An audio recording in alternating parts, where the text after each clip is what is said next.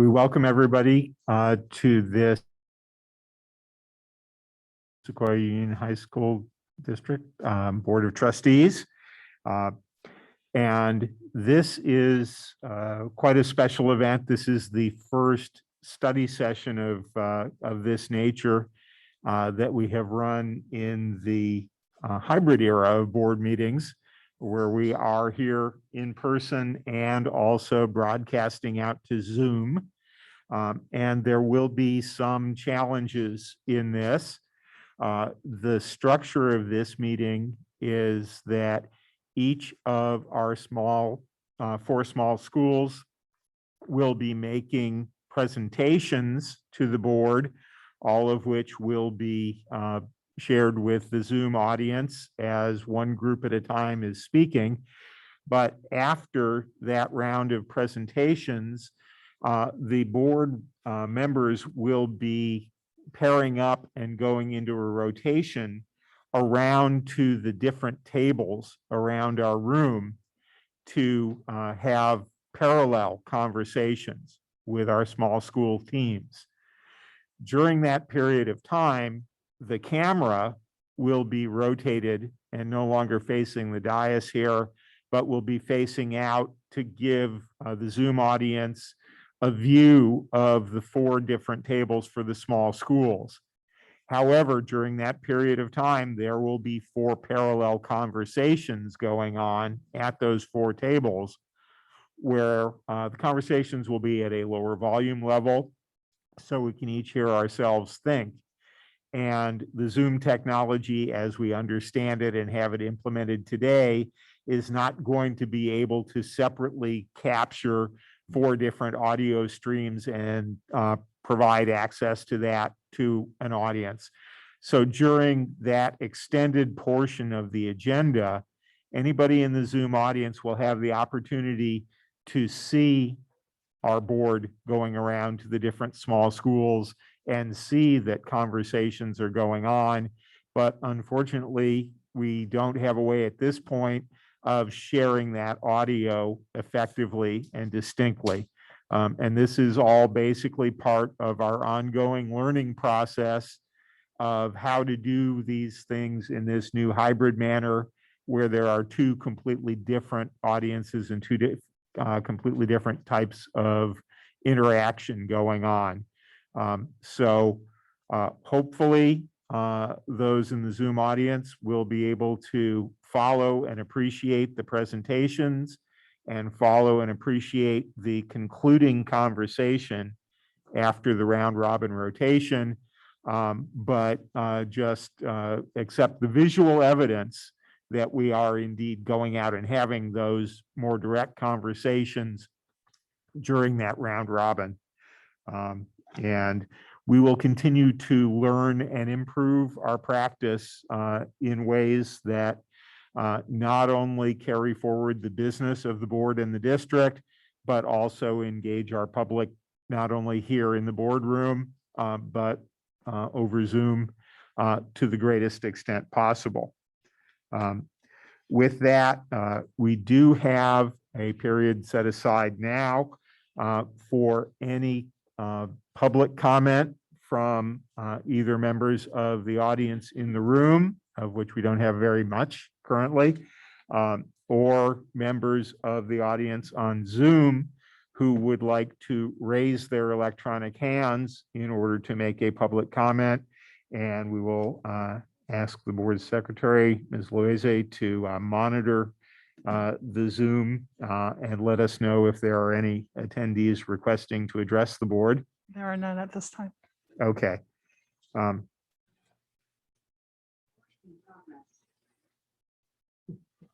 Okay. With that, we have had our explanation, and let's have a roll call, please. Trustee Thompson. Here. Trustee Stevenson. Here. Trustee Ginn. Here. Vice President Dubois. Here. President Sarver. Here. A quorum is present. Thank you. And this moves us on to approval of the agenda for the evening. Does anybody have a change to recommend or a motion for approval? Seeing no change to recommended changes, I move to approve. Second. All those in favor? Aye. The agenda is approved. So I will go now that we're at item number 5 to make another call for public comment. Are there any members of, if there are any members of the public present in the room who would like to make a public comment on items not on the agenda, please submit a speaker card to Ms. Loise. And if there are any members of the audience on Zoom who would like to make a public comment on items not on the agenda, please raise your Zoom hand at this time. And we grant speakers 3 minutes apiece unless there is a large number that requires us to adjust. There are no hands at this time. No hands have been raised and no cards received. So we move on to our information item of the presentation on the small schools. Thank you, President Sarver.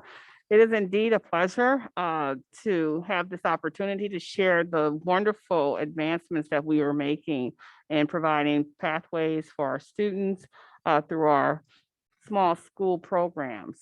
To start, and just to give us an overview, I'd like to have Ms. Tino come forward, who is our Executive Director of Small Schools.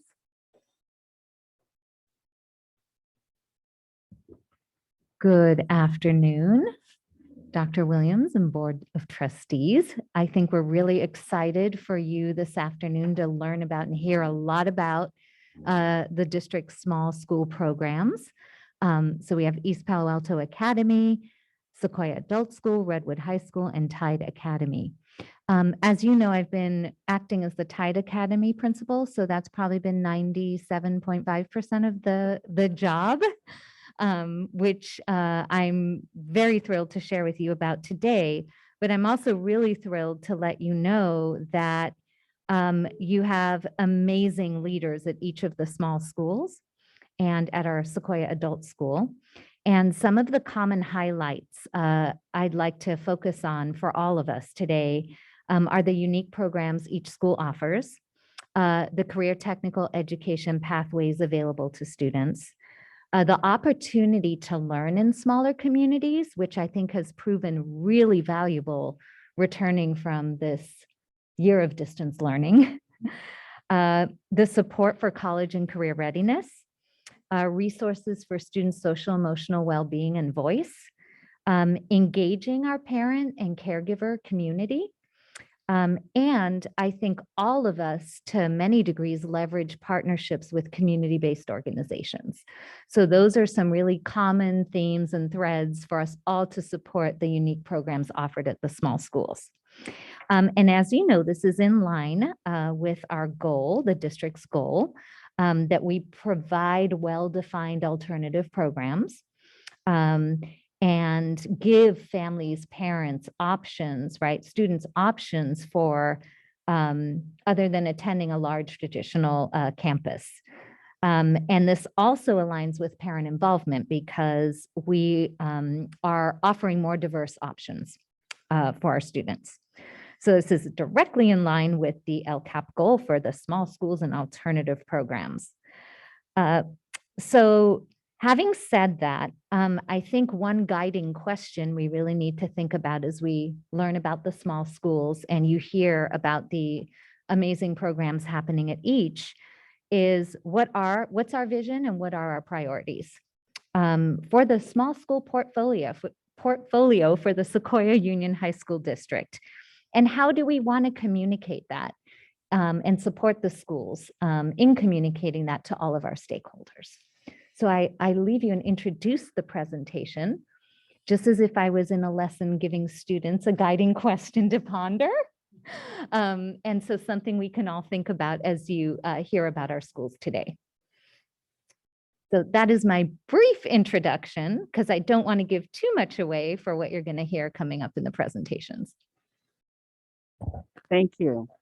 And just wanted to reiterate that this is an opportunity for each of our small school programs to go in depth about their offerings, their milestones, some of the opportunities that they've had to grow, and then also resource requests as well in order to enhance program.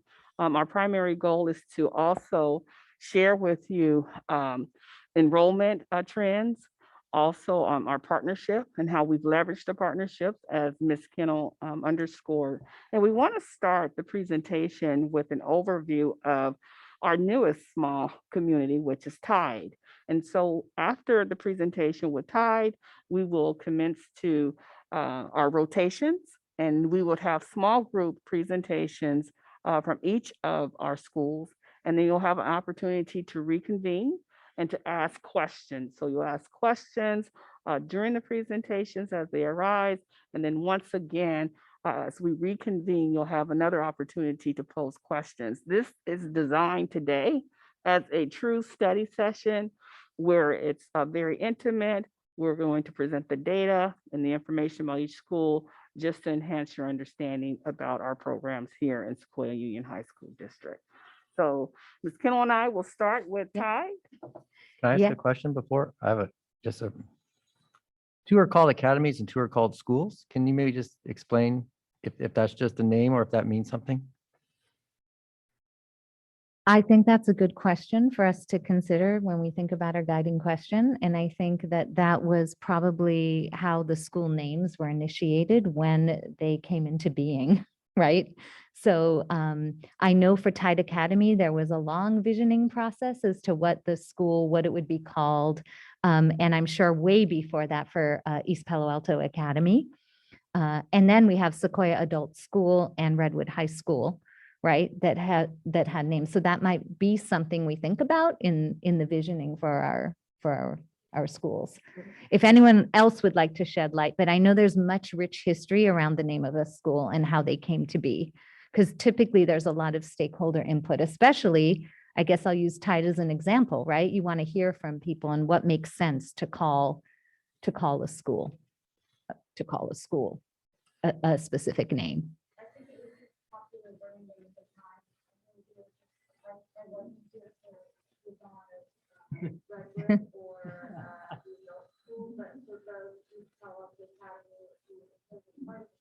Yeah, that's right.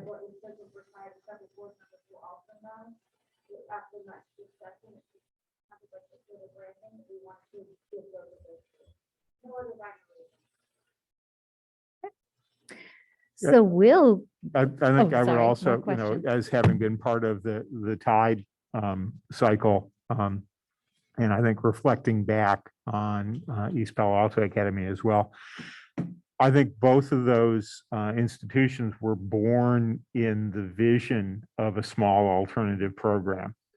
And so a little bit of the distinction between school and something else was kind of in the air as they were each being envisioned. Certainly Redwood came into existence as the continuation school for the district, and there was a role well-defined that included the term school.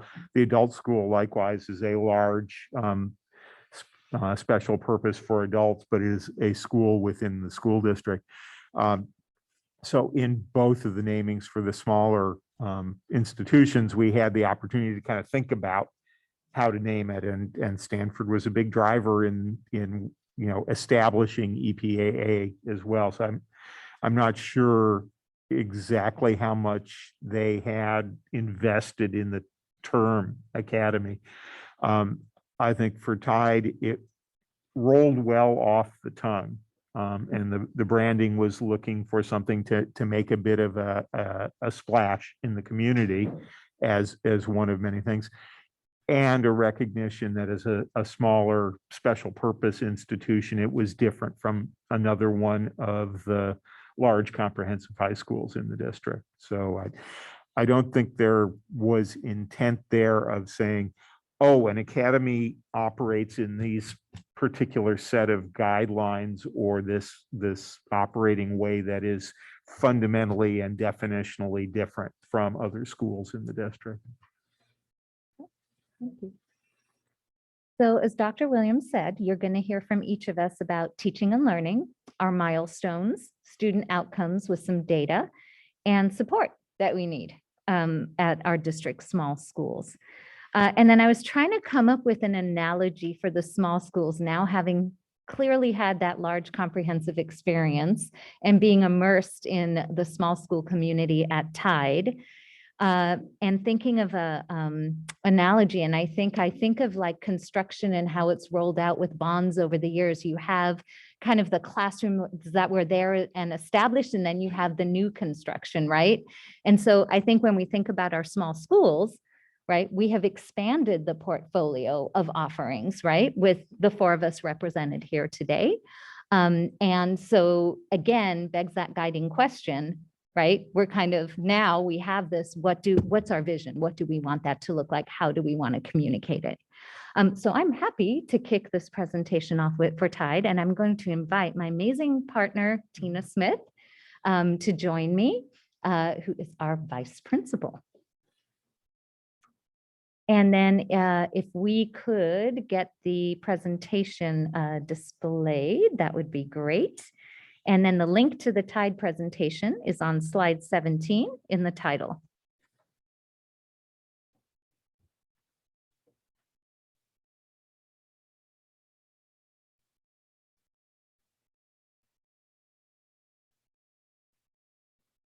So slide 17, if we click on the title, that'll be the Tide Academy presentation.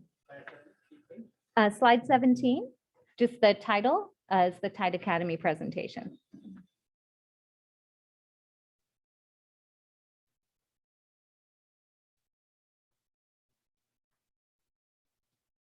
Okay.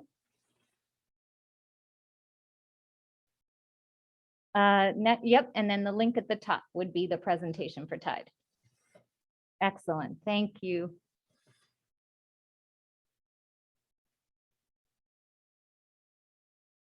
And the second slide would be great to start with. Okay, so Tide, we are a small public high school offering a STEAM-focused program with career technical education pathways and dual enrollment with Foothill College. WASC is one of our action items. Each year since the school started, we've had a substantive visit. We had our visit in October for the junior class. And I included a comment from Nancy Brunel, the Senior Director of WASC, who came back with great things are happening at your school. You are all learning a lot together. And then we will have our self-study next spring, spring 2023. It'll either be the first or second week in March. So that's already on the books for Tide to have that 4-year accreditation. Once we will now have 4 full classes at Tide. We will also have a substantive visit for the senior class in next fall. So every time you add a grade level, WASC wants to come out and accredit or make that substantive change. Next slide, please. Next slide. Oh, thank you. Another part of the plan for small schools is the facilities, the Tide facility needs, and we will cover some of those needs and things in progress during our presentation. So I think it's really important to understand who are Tide students. So if we could go to the next slide. You can see there a distribution. You can see there, I have to remember the microphone. Thank you for the prompt, Laura. You can see there the distribution of where students live from across our district and our current enrollment by grade level. We do have 3 students on independent study, one recently returned.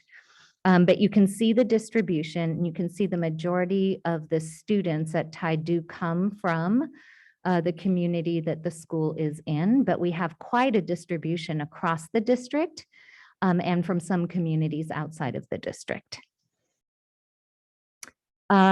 Here is our enrollment by ethnicity. So you can see the charts there that break down the Tide student body based on the current enrollment. We can go to the next slide. And you can also see the breakdown by male and female. You can see we have almost two times as many students who identify as male than female. You can see our English learner population, there are 27 students. We have just over 50 students who are redesignated fluent English proficient, and we have 40 students with IEPs and 25 students with 504 plans.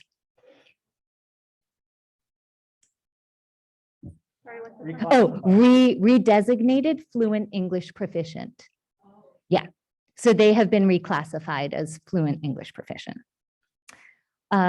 So that's just, so I thought it was really important, just like when a teacher teaches, you want to know who's in the room, want everyone to know who's at Tide.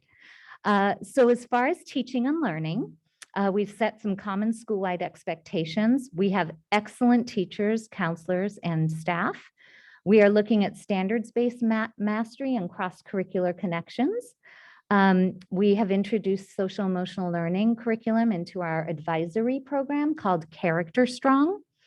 And then we realign nucleus by grade level to include flex time twice a week. So students can go during that time and see any teacher they need to. And you can see the focus for each grade level. We're also working on what that's going to look like for our 12th graders next year. And we introduced co-teaching to Tide. With the number of students with IEPs, it was really important to have education specialists that could support the students in the study skills program, but also in the general education setting. So we have 2 co-taught sections in Algebra 1 and 2 co-taught sections in English 3. We also are working on a lot of school-wide systems and professional development. We've been really successful with restorative circles, professional development for all staff. We now have a core group of staff leading staff circles, and then teachers are using those circle techniques with their nucleus classes, which was the whole idea around the nucleus class. We've have our diversity, equity, and inclusion focus. We've done 2 sessions with Tovi Scruggs-Hussein on braving trust and bias, equitable grading practices, which we'll be following up on in our January Professional Development Day. And then, of course, supporting teachers with co-teaching, subject area, and grade level collaboration. And we do a lot of that through our staff meetings. We are also in the process of a whole school book read plan and summer reading for students. And we are considering Antonio Lopez's book because he's local, he's in the community, he knows East Palo Alto, and it's poetry. So wanted to let you know we're really excited about infusing that into our curriculum at Tide. All right, so I'm going to turn it over to Ms. Smith, who's going to talk to you about the milestones in everything we've set up for student services and support. Hello. Okay. Sorry, we're gonna have to tilt this down. I want to talk a little bit about our wellness center. We do have a district health aide that is based at Tide. We're incredibly grateful for that. Thank you. As well as a part-time nurse. Our school psychologist, we do have a full-time school psychologist who does things like triennials, does assessment for students that could potentially be moving into an IEP. She helps support students that have accommodations for their IEPs as well as 504 support. So having her on campus has been a huge piece, as well as anytime she is needed for students outside of those barriers, that happens as well. We have 2 school counselors. One focuses mostly on 9th and 10th grade students at Tide. The other one focuses on 11th grade students at Tide. And part of that is providing college and career resources for them. And then she's also an innovation counselor for us. We have Star Vista 2 days a week. We've had 21 referrals at the time that we made this presentation. We don't know if any more have happened today, right? And she has a caseload currently of 9 students that she's seeing. From there, we are building our infrastructure for our college advising. That includes the score that we're using as our college platform. Both of our counselors are going into the nucleus classes and doing visits that are grade appropriate. We did have our first college day in October for our freshmen, and then we have a second college and career in our symposium in February for our freshmen and sophomores. And then there is a plan as of now in May to take all of our students for a spring college visit to UC Santa Cruz, San Jose State University, and Santa Clara. So they get to see all three platforms. Next slide, please. This table summarizes the student services that we are trying to build connections with our community and the services that they can provide for our students.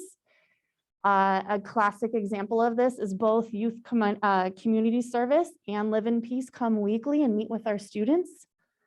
Another great example, if anybody would like to come tomorrow, we are doing a quarterly Tide Take a Break for our students, where our lunchtime is extended a little bit longer, and we invite community services to come in and connect more meaningful with our students. A great example of this, outside of the fact that we have apparently 200 hot chocolate packets, 200 hot cider packets, and 800 cookies coming to feed our students tomorrow. But Youth Community Services is bringing in the East Palo Alto gym and having them teach our students how to box. Next slide, please. This year, we are building a more robust Associated Student Body, or ASB. At TIDE, we call it TASC, or TIDE Associated Student Council. We do have a new activities director, and she has been working with students, getting more students to be involved in running, getting more students to be involved in voting and getting that number up, getting a more diverse student culture in our task period. It is an actual period. It's first period, so she meets with them every single day. And then we piloted this semester our homework center. It's after school homework center for students that need the extra support. It is staffed by both certificated and classified staff, so students can get more hands-on one-on-one attention. It's Mondays and Wednesdays. More often than not, it goes until 4:30. And sometimes they'll even stay a little bit longer. I can say that when we started, we had the first week 4 and then 5 students, and now we're up to 20 every single day. So the staff has really absorbed this. They're really pushing students to attend, and it's been a great success. So we'll continue that next semester. And then TIDE Athletics. Right now, we do have an athletic director, and we offer 4 different sports. In the fall, we offer cross country. In the winter, we offer basketball and soccer. We just had our first 2 games. It was really exciting to watch our kids play at Redwood High School. Thank you very much for letting us use your gym. And then in the spring, we are going to offer badminton. And so speaking of athletics and opportunities for students, one of the things that I've heard a lot from the TIDE community, parents and students, I had 11 juniors approach me the first few weeks of school saying, when can I play football? And so we've heard a lot of this ask for, and a lot of families conflicted about whether or not they come to TIDE, right? Because of extracurriculars and what we're able to offer. And I also want to frame this for everybody, just so the lens is, we are a startup. TIDE is a startup. So the milestones you're hearing today, we're really proud of, because there's a lot of work behind every single one of them. Another thing that's going to come your way is a proposal for a multi-school agreement with Menlo Atherton that would go into effect for 2022-23, where TIDE students would get to try out and play for Menlo Atherton athletic teams. It has to go through, of course, the board president and superintendent approval, then to CCS. It's been vetted by both the Menlo Atherton community and the TIDE community. And if you'd like more information on that, there is a link to the information, the research done about all of our programs at all the small schools, because it is important that the resources are equitable. But at the end of the day, Tide was not, the focus of Tide is not to be an athletic powerhouse. And so one of the things is, how do we provide those opportunities? And ultimately, this will provide more opportunities for all of our students in the district. Because one of the things Menlo Atherton will get is more freshman teams, right? Which they have needed for a long time. So it's really a win-win for a lot of our district students in general. Okay, we can go to the next slide. Oh, California Interscholastic Federation, they governs high school sports. I think that I said that correctly about high school sports. Okay. We have put the recruitment efforts, we have doubled, tripled them. I'm crossing my fingers that we're going to recruit a great incoming ninth grade class. We have had 2 of our 3 information nights. We have another one in January. The first one was in person outdoors. We have offered outdoor tours when we could to small groups. We have 6 more scheduled in January. Again, we'll, based on conditions, but everything's outdoor, masked. And we also offered all our middle school partners an articulation at Tide. Not all could make it, but I've since put the offer out again. And we had the Hillview principal and counselor come to see the facility and check it out. We have connected virtually with Cesar Chavez Ravenswood Middle School, as well as all the partner schools throughout our district. So we are reaching out from Belmont through East Palo Alto. And part of it is our ongoing outreach, connecting with our middle school partners to get the word out about Tide. So we have a lovely promotional video that Valère helped us with. And students really say it all in that video. So if you haven't seen it and have a chance to watch it, I encourage you to do so. Oh, and the link at the bottom of that slide will take you to our promotional materials. I meant to bring a hard copy recruitment folder for you today, but everything we're giving to families for recruitment is in that link there. Okay, we can go to the next slide. Excellent, thank you. We've, let's say, I think re-envisions the site council. We have 12 members, there's a typo there for the parity, 6 staff, 4 students who rotate voting, and 3 parents, because students get busy. So we want to make sure that if they can't make a meeting, that somebody can fill in for them. We've met monthly. We've launched our ELAC, our English Learner Advisory Committee. We had a meeting last night. And for 27 families, 7 families attended last night on Zoom. So we're doing the phone calling. We're going to hopefully host something in person in the spring. We also did a meeting for parents of students with Title I to get their input on how we're going to spend our Title I funds, which is to support a very part-time bilingual parent liaison. And then the Tide Education Foundation is getting out there. They're starting their first fundraising campaign. And now we have 2 branches. We have the Ed Foundation and the Community Organization. The Community Organization is this core group of parents volunteering to help with staff appreciation, recruitment committees, events. Next year will be the inaugural class activities and graduation. So we really have a lot of parent support. And so you can see all the different things our parents are doing. We have a quarterly newsletter and community meetings every other month. And the parents who have headed this up for us, Jenny Rutherford and Jen Hipple, have been really amazing and really working on outreaching and networking to lots of parents. So at some point, we'll have a foundation with a budget. That's the goal. Okay, so one of the things is we wanted to share some data with you, which is also going to be our why for some of the instructional and programmatic changes we'd like to see at Tide. Okay, let's talk about data. Woohoo! So here is our GPA breakdown for both our current juniors, our class of 2023, and our current sophomores, our class of 2024. The blue is the unweighted GPA, or just their high school GPA, and the red is the weighted, or the classes with that extra grade bump that are dual enrolled classes. A few trends that you can kind of see, I want to just, you can take a minute and look at the difference between the 10th graders and the 11th graders.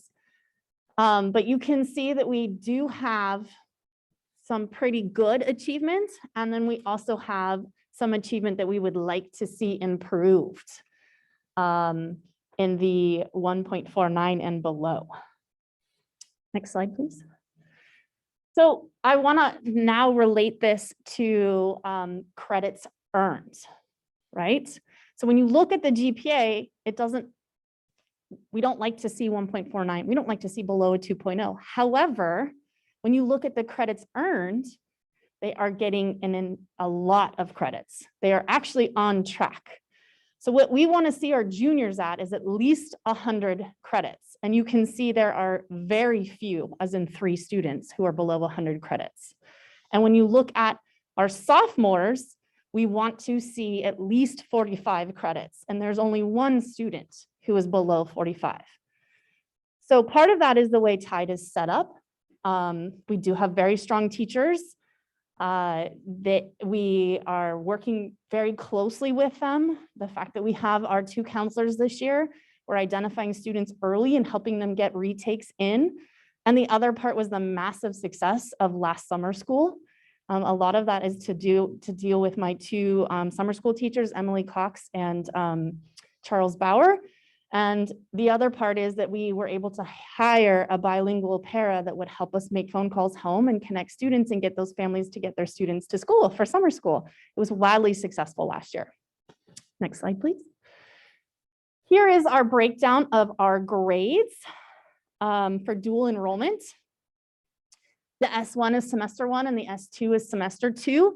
And then anytime you see in the column that's W, that means the students who withdrew from the class prior to the foothill deadline so that they don't have it on their college transcript. Now, it's kind of hard to look at data like that. I personally like to see it in a table. So next slide, I have a little column graph for you. What you really want to see here is you want to see a lot of that royal blue in that deep red, and you want to see a lot less of the green, the orange, which kind of looks like red on that screen, sorry, and the aqua for the W. We don't want to see kids dropping out of class. We don't want to see them withdrawing, and we don't want to see them getting D's and F's, right? And so this data is going to, you'll see in the next couple of slides, Simone and I are going to talk to you about what we've already made changes and what we need to do. Okay, yeah, next one. These are our high school grades. So these are for students that have dropped out of the dual enrollment class or didn't drop out, withdrew from the dual enrollment class, but stayed in the high school class. And again, S1 is semester 1, S2 is semester 2. The dropped category is for students who decided not to take the high school class at all either, right? And so we're really only talking, you can't drop out of English, you can't drop out of history, right? That's mandatory for graduating. We're talking about classes like Spanish. Next slide. There's a nice little graph for us. And again, we would prefer to see a lot more of that blue and red and even the yellow, and a lot less of the green, the orange, and the aqua. Next slide, please. So let's talk about some of our takeaways. In reviewing this data, we've taken some steps to improve our student achievement, right? And their retention in the classes. First thing that I want to just discuss is the very first year TIDE went into dual enrollment classes, we were also in distance learning. So that's not an ideal situation. I'm going to talk faster now. I can do that. Spanish 1, we tried to do an entire year in 1 semester, and Spanish 2, we tried to do an entire second year in a second semester. We learned very quickly, not a good idea. Same thing with US history. We tried to do it their sophomore year. We know now that they need that extra year. We've moved it to the junior year so that they can have another year to develop their writing and their comprehension skills. We also learned, though, that art, the 2D art and nucleus classes were wildly successful, and they're great for that first year student to get the confidence for college. Okay, I know we are at time. If we could just go to the next slide, we will be able to continue in our rotations to share with you some tied learnings and how we'd like to move forward. I do quickly want to go to our pathways that we are considering. So as you've heard from Tina, we're looking at the data and we're really thinking about what's going to work for kids, right? What is going to work for students? And so how do we continue to offer the CTE programs, the dual enrollment? Think about those pathways for CTE, the progression of the courses and how they're going to work. So you're going to see as you come and check in with Tina and I, we will talk to you about the two CTE pathways we are considering. We'll keep computer science. We're considering morphing that, and we are considering phasing into graphic and interactive design. So we're going to give you all that cool information when you come and talk to us so that we can respect the agenda for this study session. Does that sound good? Okay. Thank you. We can move forward. Thank you. Okay, were there board Chris, if you could questions? put that last slide back up and I could just use some tech support because something's funny with my screen. I don't know. Yeah, these screens are all cut off. Yeah, they don't show the left side of the screen. I don't know if that's a setting that I need to do or if it's always like that.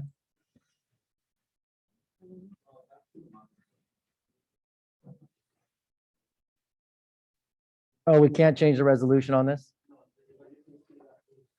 Okay, so just look that way. Okay. Thank you, and we'll talk to you more in the breakouts.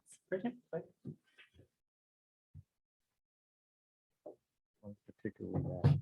Take a look at this thing. It's like,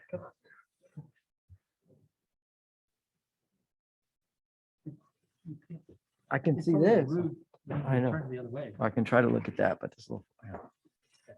Okay, so now we're going to group up into rotations and let's see, we have. Yes, I'm going to have you number off. So we'll have 3 groups rotating. And if we could, Josue, can we present the slide presentation for the small school presentation with the rotation schedule? So it would be in the small school presentation, I believe the 3rd or 4th slide. Let me bring it up here.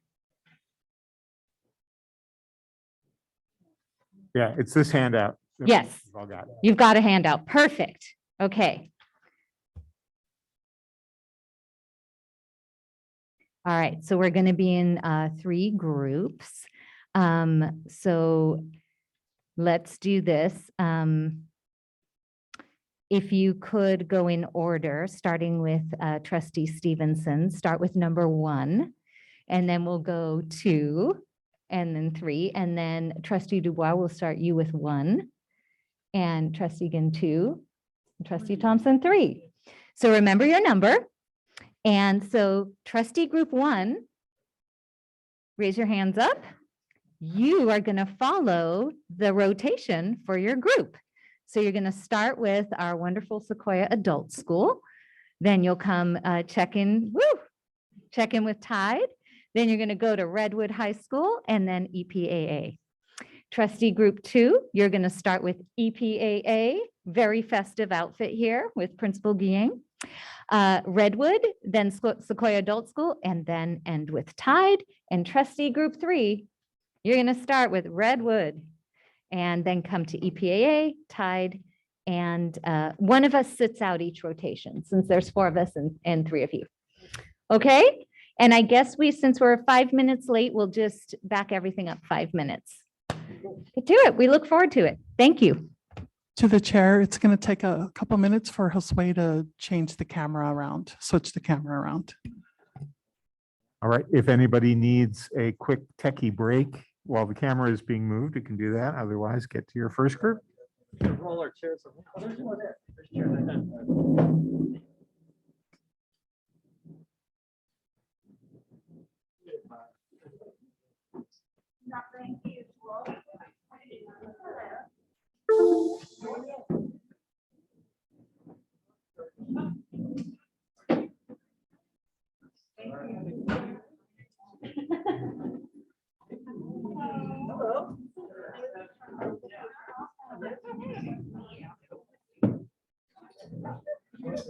tie.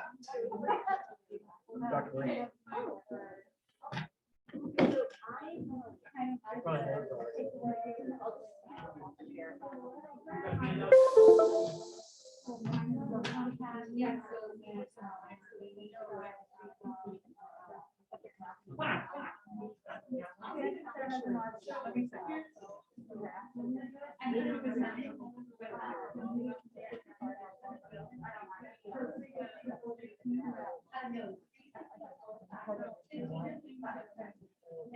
But I may ask a couple questions. So I was kind of curious, like, if someone comes to you and say, so I go MA or GPA or tie, how should I decide? So what would be the ones that bring you say, we're the right place? And what would be the ones you say, oh, you should go to tie? And what would be the ones that, oh, you should go to MSc?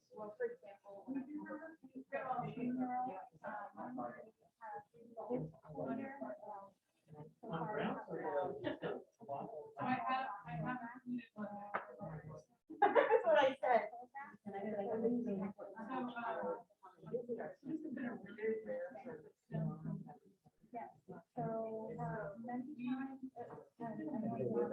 Also history or they come from outside?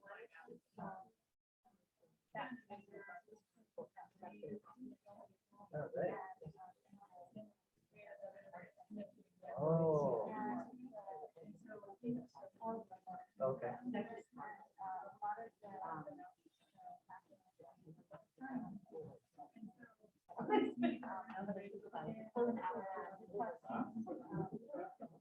I just asked a question. Someone came to her and said, how should I choose between GPA and MA? Which one do you say is right? Your school, which one do you say, oh, you should go to tie, or oh, you should go to MA?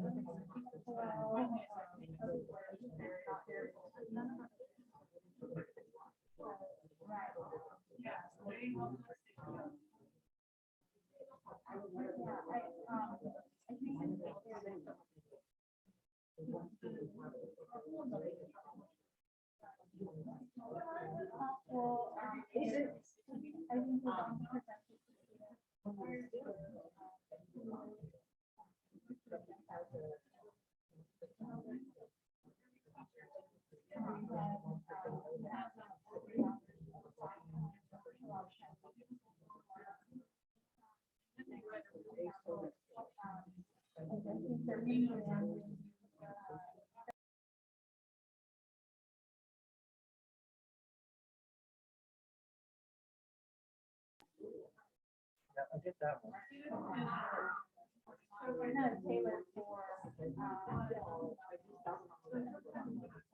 Oh, the wraparound services, different or better in some ways than the tide offers, or what, like is there a fee per room? So you don't, I guess that. So how should people make this decision? If they're looking at this, if they're like, okay, these are my choices. How does a family know where they should go?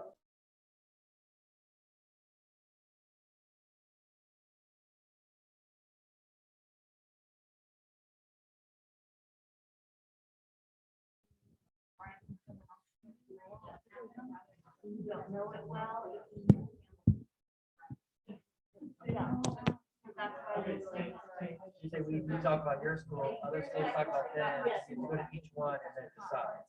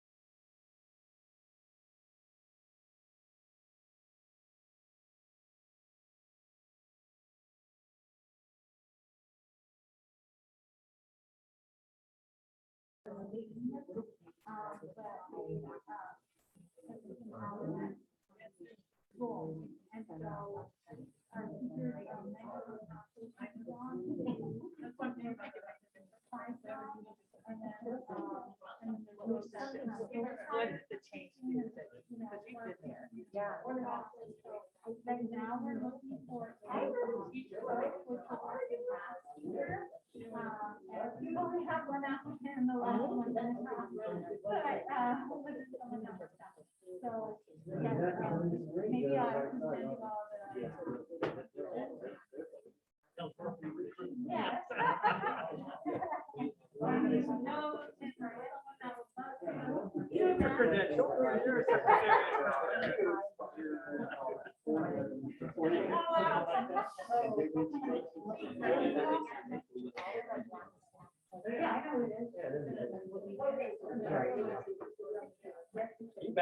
I'm back up just to see if there's any questions.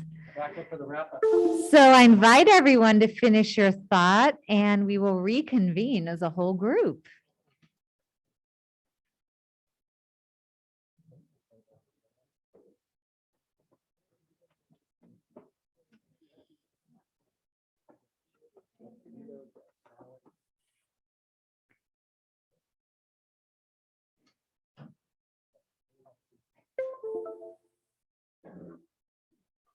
So thank you, everybody. And I hope you found that this format was insightful and you had an opportunity to ask questions of each of our small schools and find out what awesome things are happening and where we need support and what areas we're all working on.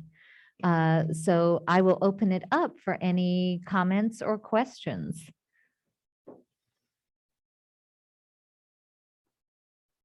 Just one question about adult school, which came up at our last meeting.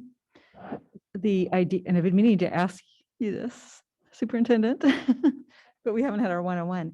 The idea of sending minors to adult school, that decision was made, and is it possible for us to rethink that or have a discussion? Kids under 18 going to adult school. I was reminded of that from our last conversation. And again, what I asked at the last meeting, I don't remember like a policy change or the board discussing that. And I really feel like we should be able to accommodate kids 18 and under at our schools. So is there an opportunity to discuss that now or discuss it at a future time?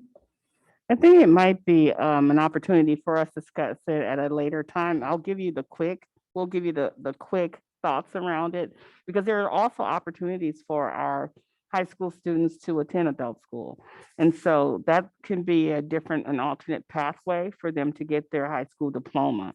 And the adults They want, like if they're working a lot and if they really choose that, but I just hope we're not, because I've heard from people in our school district that there's some concern about that, the concern of sending young minors to the adult school, right? Because there's more wraparound at our other schools.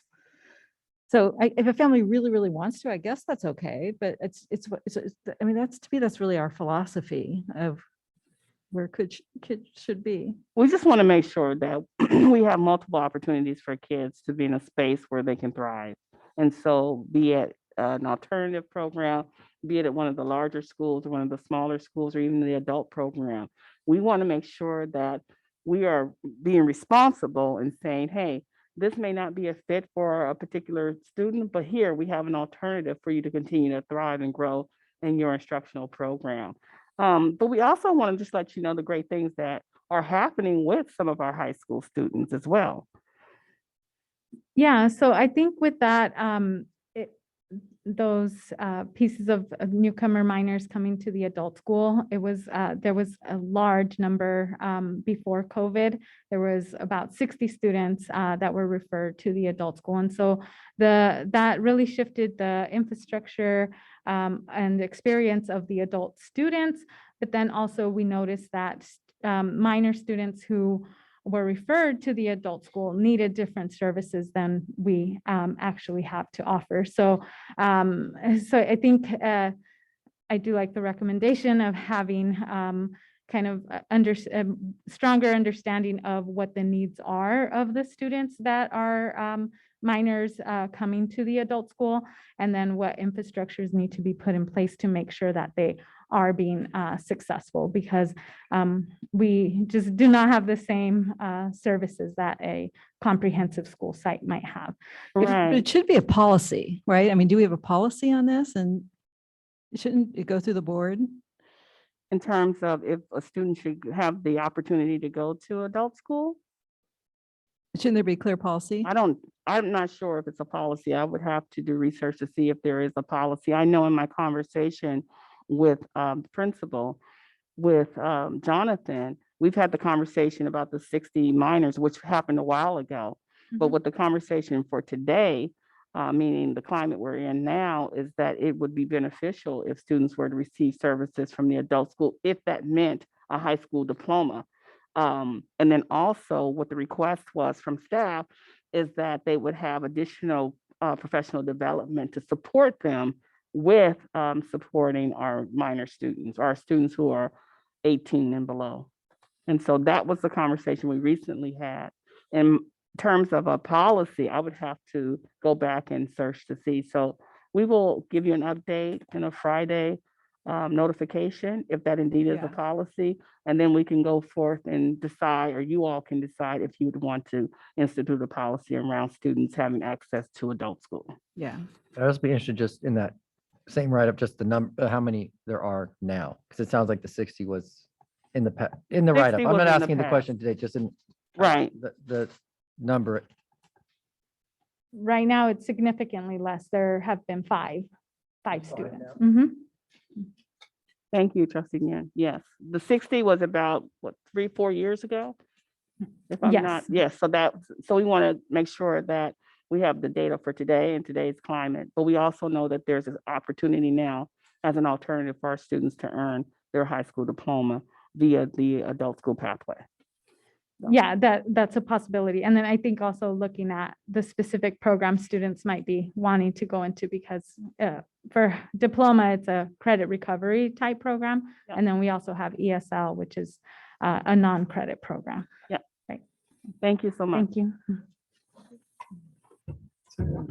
So I want to start with a word of thanks to this group out here for spending the time with us. I think it was certainly valuable for me, and I'm sure it was for colleagues, to have this kind of one-on-one or two-on-two time with you all. Beyond that, I think this is the first time where we've had a chance to meet with the small schools as a whole. And I think that's conceptually important to us, that you're actually much stronger as a group of small schools than you are individually. And I think on my 12 years on the board, it's generally been looking at the small schools, and you have more clout together. And so part of this for me is a message to Simone with her 2.5% free time. It seems like there's extraordinary potential in the bringing together of the expertise, and also in beginning to think of the portfolio of opportunities that we have to offer as a district. So. Yes, I would agree. And in the few meetings we have had, there's definitely the common themes, right, among us. While we each have unique programs, there's common themes. So for example, we all wear multiple hats every day, right? Because it's like preparing that big holiday dinner. You still go through all the work, whether 4 people are coming or 35 people are coming. So I think, that's something that we all, when we compare notes, do talk about, right? So yes, as the leader of a small school, you're probably out there serving lunch, you're cleaning up after a dance, you're doing all of those pieces because, there's less people to do a lot more things. And so I think we also want to be strategic about how we use and maybe share some supports as well. And so to really think about that in building what each of our schools needs, right? We could leverage that. So that's one idea. I think building the portfolio is another. And you probably saw in the last slide my recommendation for future of Tide leadership, and then figuring out the transition to this executive director position. It makes the best sense to leave things status quo for the next school year. One, for stability, one, for the inaugural class. Two, Tide is a labor of love. It's phenomenal community. It is a gem in the school district, just like all of our small schools with these phenomenal leaders are. And I think they need stability, consistency, and then we just need to be really thoughtful about the future day-to-day principal. It is clear that Tide needs a dedicated principal. I can make that recommendation to you. A dedicated principal, yes. A principal there, and not a split position, right? That's definitely clear. So I think we want to be really thoughtful about that and how we navigate these roles as well.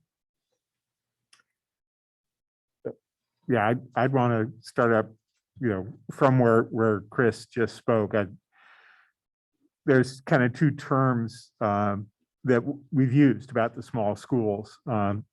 One is our portfolio of small schools and really looking at the range of alternative options and just the different ways that the district has that that each student can find the environment that really works best for them. The other term we've used is the constellation of small schools because they're all stars, and having that feedback again tonight and listening to just the variety, the unique perspectives at each, and the commonalities and the quality and the dedication is so not only inspirational, but it's comforting that the things, the perspectives and the work and the success that is so essential to the board and the district are going on in the unique ways at each. One of the questions I came out with came from the Tide presentation, and like Trustee Thompson, it immediately flipped a switch to me to also talk about it with the EPAA group. And I think it involves both of your hats, 97.5 and 2.5. The athletic participation that EPAA has settled into being part of the private school small school league, and really that fits the community spirit of the school and enables a lot. Although in the recruiting process, a whole bunch of the community is still very focused on what would I be missing out on in the way of large school athletics as embodied at MA. And Tide is looking at, okay, it looks like there's a way to kind of hang on to the MA athletic train and open the door that way, but it's not being on the Tide team and bringing the Tide community together that way. It's kind of more or less farming out a chunk of the experience. And I was wondering if there are ways in which one or the other solution would end up being best for both schools, or is there a way perhaps to get, the best of both worlds? Is there any kind of an opportunity available out there where a small school could sign up to be part of the small school league for all of the sports that are covered by that small school league, and then associate with MA, which has the footprint that includes both of the schools, for those sports that are outside of what the small league supports? And I imagine there is everything in the way of bureaucratic hurdles and roadblocks in the CIF. Well, if you look at the multi-school presentation, I did do my research, and Amika deserves huge kudos for what she had to do to get into the PSAL this year, which her journey was quite amazing, right? And you have to remember the distinction is we don't have athletic facilities at Tide. We don't have a gym. We barely have enough space to run a PE class, right? So part of putting all our energy into building an athletic program, I just don't know that that's the direction unless we're going to have the facility to support that. And then the answer to building that spirit and community tied around athletics is intramurals as well. So we're looking at that also, right? As it is being an associate member, there's very few teams to play. So yes, our students are getting that experience and it's been great. Like Tina said, the 2 basketball games have been awesome, but they're few and far between, right? And you're calling and saying, who can we play and what can we do, right? Amika's nodding her head, she knows too. So I think that's just something we have to think about, right? So while we look at small school athletics, yeah, all may not appear to be equal. We have to look at the facilities and we have to look at the opportunities too, right? So that's definitely an intriguing idea as well. I don't know what CIF or CCF would say about something like that. I imagine they'd have a lot of roadblocks for us to consider as their first contribution. But, and I also want to be sure, of course, that Redwood is not left out of that conversation of, you know, everything we can do to engage. Yeah. Yes, that would have to change for Redwood to be part of CIF.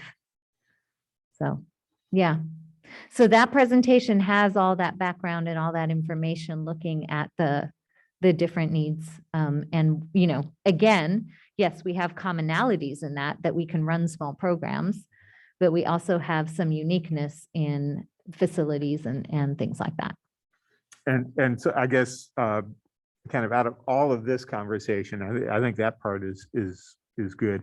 I really wanted to reflect positively on the comments you just made about the course of those 2 jobs over the coming period of time, because I think your reasoning for what you said is really spot on, and what you're talking about, what you're asking for, is really, really very well stated.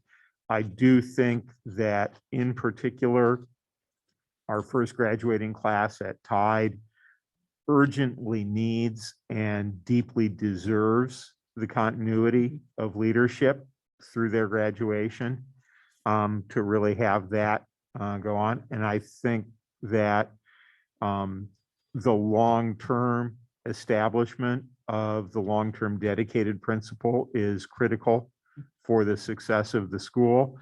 And I also think that the long-term dedicated implementation of the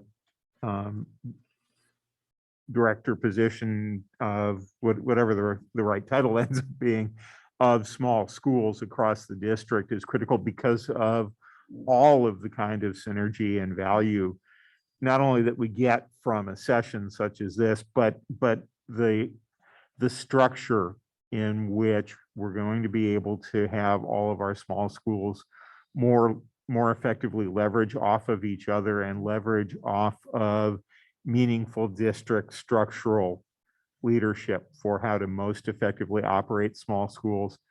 That balance of local autonomy, of the uniqueness of each program, and yet the economies of scale and the structural institutional support across the district is a balance that is incumbent on us to be managing successfully on all levels. And I think that position is critical to it. Other board comments or questions? Hello, thank you for today's meeting. I think it was a little bit livelier to get up and move around versus just sit and listen. So thank you for switching it up so that we can have meaningful conversations. I do have a question. Let me find my packet. It was about the Sequoia Adult School, Cynthia. Is that correct, Cynthia? Cindy, sorry. And we had a short conversation about the numbers there. And thank you for the one sheeter. But it talked about the number of students that are there, the ages, and you kind of broke those down for us.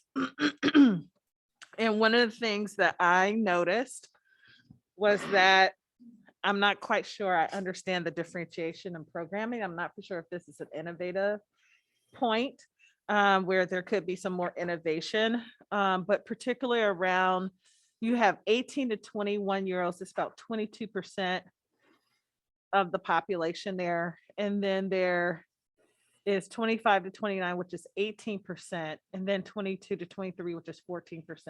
So your highest population is 18 to 21. That population is so much different than those who are 30 to 49-year-olds, or even those who are 50 to 60.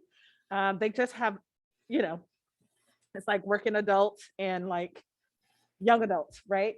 And so I wonder if there has been thought of any more innovation around those two different populations, that they are really different. Like their challenges are different. I know as a social worker, I have quite a few individuals that I work with throughout the years. And currently they're between that 30 to 49%, 30 to 49 years old. Sorry. And those families, of course, with their GED, their high school diploma, or go on to college or whatever, but their life circumstances are different than my ones who I've worked with who are 18 to 21. They don't have enough of life ahead of them or behind them, so they have a little bit more flexibility in how they do things. And so I'm just wondering, have you guys started to think about like generations there and kind of what they need? No, I can't hear you.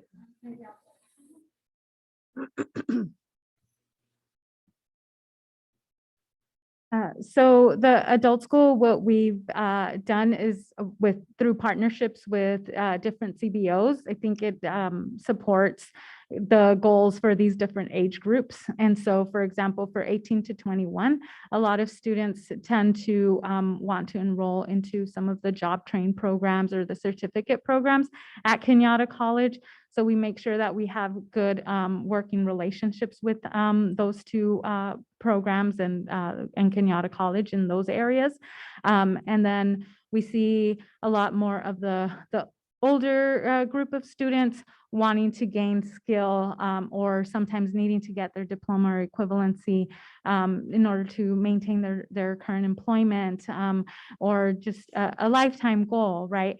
And so we do have different approaches there where a lot of the things can be kind of a lot of the services that they need can kind of be handled in-house through our transition navigator and the services that our school counselor can provide.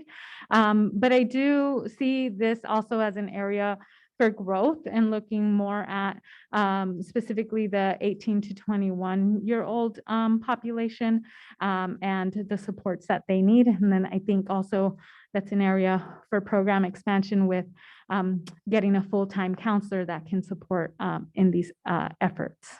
Yeah. Do you guys work closely with the working adult program at Kenyatta? And we work most closely with some of the computer, the CBOT program, and then also the ESL program. Okay. Because the working adult program, after they get their GED or high school diploma, these are for individuals who are working like more than full time, but can get their degree pretty quickly through a non-traditional way. So I wonder, when I'm thinking about innovation or when I'm thinking about expansion, it's like really thinking about what that age group really needs in order to improve their income in the long run. Right.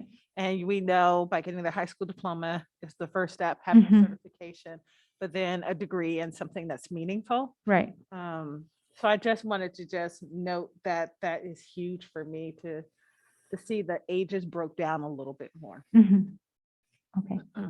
Thank you. But other than that, I think each of the programs were, it was exciting to have everybody, first of all, in the same space. I wish families could see this. I think being a social worker in the community, we're always fighting against our history of what people know or don't know, or what their talks are in a parking lot. They don't get to see the beauty of our district in its totality. We get to see certain programs at certain times. And so this is really helpful as an ambassador of the district, right? I also see myself as an ambassador to be able to talk about our programs a little bit more clearly. As a person who helps families navigate services and supports and systems. And so this was really helpful to see the beauty, the challenges, as well as the beauty of each of the options so that I can talk highly of our district, not about what we're not doing, but what we are doing. And I think that that's really important. But I know that every person has to feel comfortable in the learning environment that feels comfortable to them. So I like that we have so many different options here, and I just appreciate it. Just everyone's like not trying to let me leave the table because you care so much about what you're talking about. So thank you.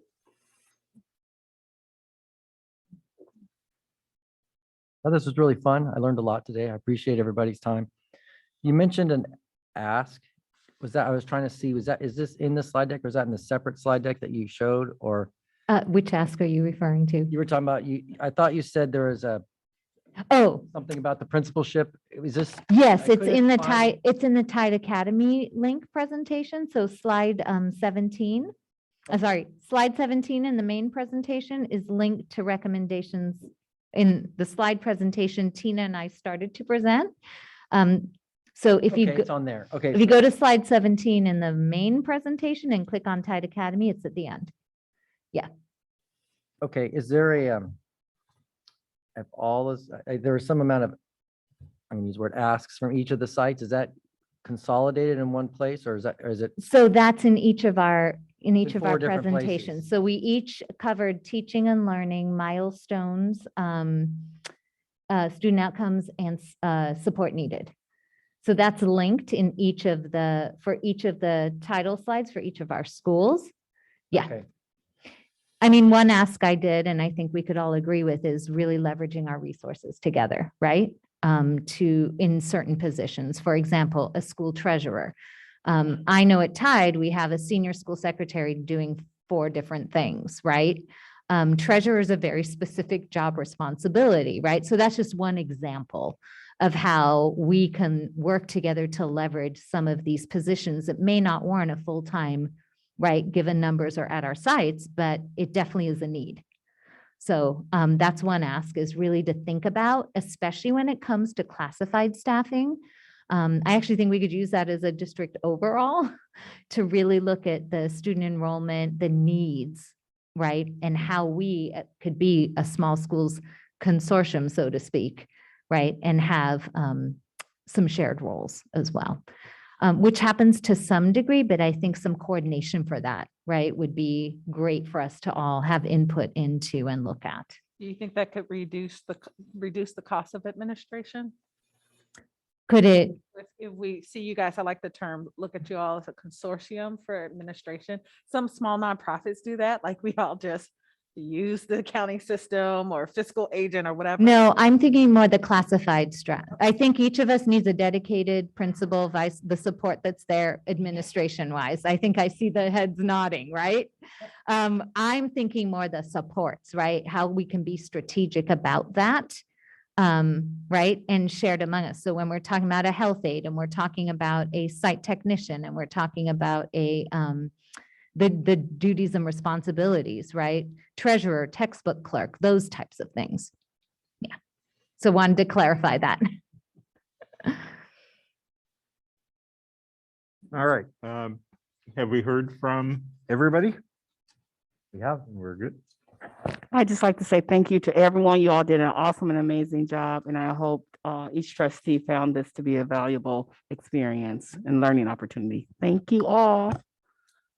Thank you. Thank you. Okay, and I think I would like to propose that before we move on to our other item, we take a little bit of a break and let those who were only here to present and have conversation move on, and then we'll come back and close out.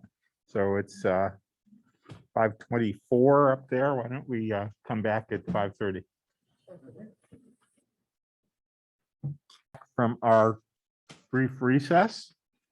And we're ready to move on to our discussion item 7.1, a discussion of the governance calendar. Dr. Williams, you're going to walk us through this. Barring the heading. So as you can see, here's the updated governance calendar for this year. You could take a few moments. Hopefully you had an opportunity to look through it. It runs our calendar through, of course, July, all the way through the end of our school year with our activities that we've had planned, some that we've already presented in terms of presentations via discussion or information or even action items. And then also we have tentatively scheduled information that are regulations that we are required to present. And then also information as requested to the board. In addition, on the electronic copy, what you will find will be the list of items or topics which have been requested by the board. And so we do keep a running list or tally of each item or topic that has been requested. And then we add the date as well in terms of when it was requested and then when we will address it or had we addressed it and via by which it had been addressed. So that could be during a board meeting or if it were during a Friday superintendent update. The other piece that's critical to the governance calendar are the committees. And so we do have the committees listed and you will find the tab with the committees as well. And then the recommendation, there has been a recommendation to add to the committee list one that addresses students with special needs.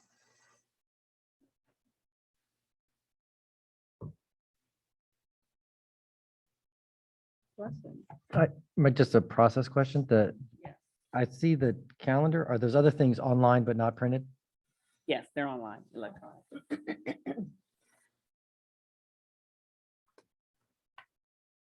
I have a question about, it's a little bit about the chart, not necessarily about the content yet. Mhm. There's these boxes that are to the side, but when you get to the second and third page, Yeah, what is that aligned to? it's the way that it's running. So if you look at the electronic copy, they're aligned. Oh, Yeah. okay, gotcha, Yeah, gotcha, it's gotcha. the way it was printed. Okay, gotcha.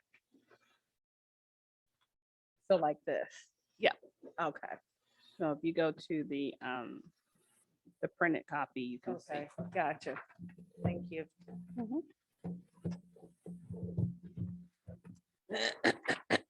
Excuse me.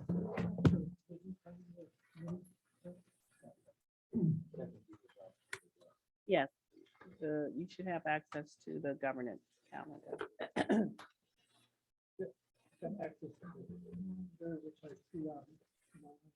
Uh-huh.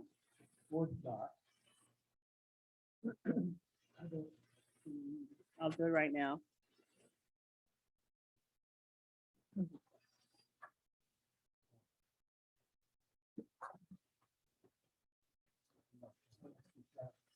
You have the link now.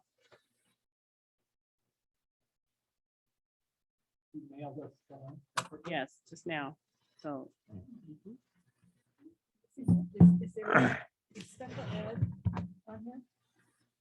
For committee or for presentation?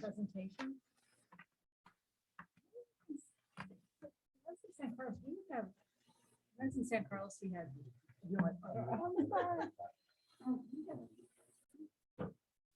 When I was in the San Carlos School District, we had special ed presentations quite frequently. And since I've been in this district, they're quite rare. So is it on here and should it just be part of what we do every year?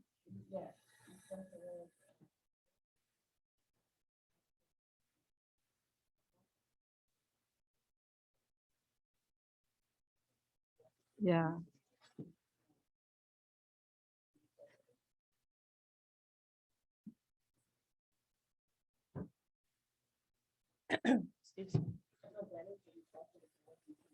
If it is the request of the board, would you ask them now? So I believe well, there was the discussion about settlements. Pardon me? But last time we had a settlement, a special ed settlement, there's discussion about looking at, I think, Shawnice and Carrie and Well, I'm not Dr. talking about Williams. committee. I'm talking about what I'm used to, and I think what Carrie, other can you use your districts do is microphone? special ed present. Can you use your microphone? So what I'm used to, and I think what other districts do is special ed, there's a presentation just on special ed, not buried in the Lcap, at least once a year. So I think what the superintendent is asking, are there 3 board members that want to have special ed as part of the governance calendar, correct? So we will, yes. So October 13th, we did have one, so we will definitely do another one if it is at the request of the board. More than October 13th. That one's not on here. That's not on here. This is the coming year, right? No, this is this is the past. The first half of this is the past. Oh, okay. So there's some things that were.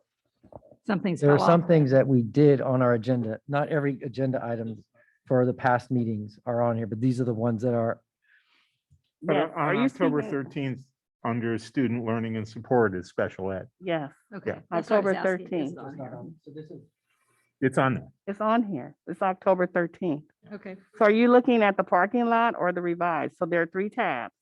The one tab, the first tab is the governance calendar, Page 1. page Great. 1.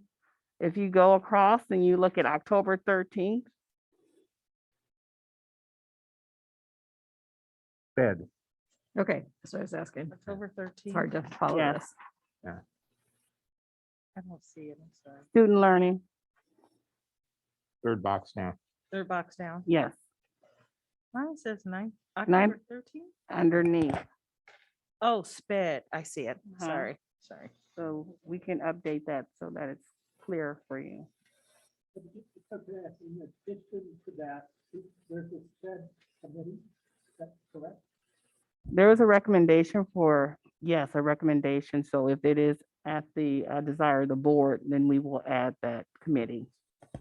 So based on the last board meeting that we had, and I believe it was in closed session, when we were looking at litigations and things of that sort, and wanting to have fuller information so that we can plan differently around that.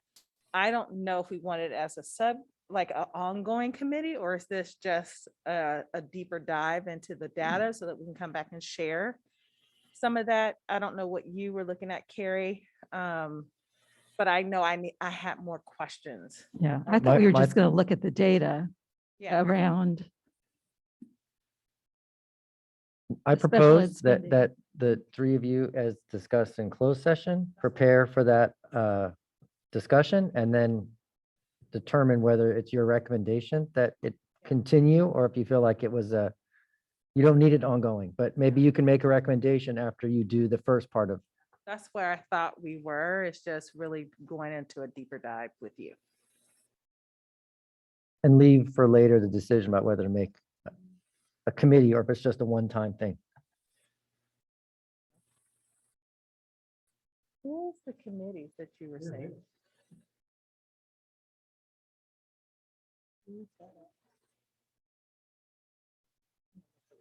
And Maybe on the Google Doc to get to it. Oh. Okay, you just said, okay, I'm sorry.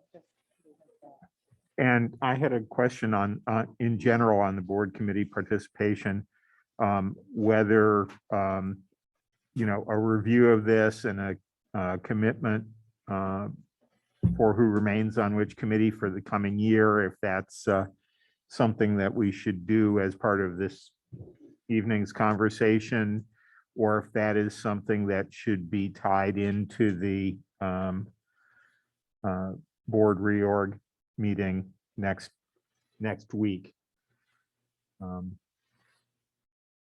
know in the past, we have had a limited number of committee commitments that we have reviewed during the board reorg meeting, but to me, having this complete list here, I would think that the complete list should be reviewed and we should just go right down it and make sure where we stand on remaining or changing, or if some of these committees are not active, should they remain on the list as a placeholder? There should be tabs at the bottom. Mr. President, I'd certainly be in favor of doing that now. Mhm. We've got it before us, and I think we can step through it very quickly. I would agree. So, but I think we can do that.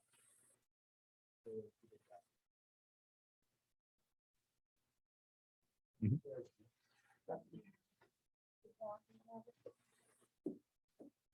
I can share it with you.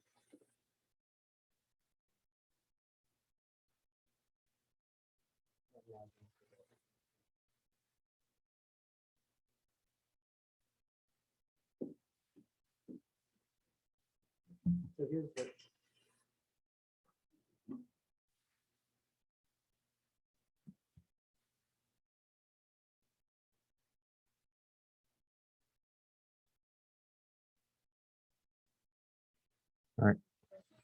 Are we, okay, are we all ready to walk down through this together? Are we looking at the governance calendar or the committees?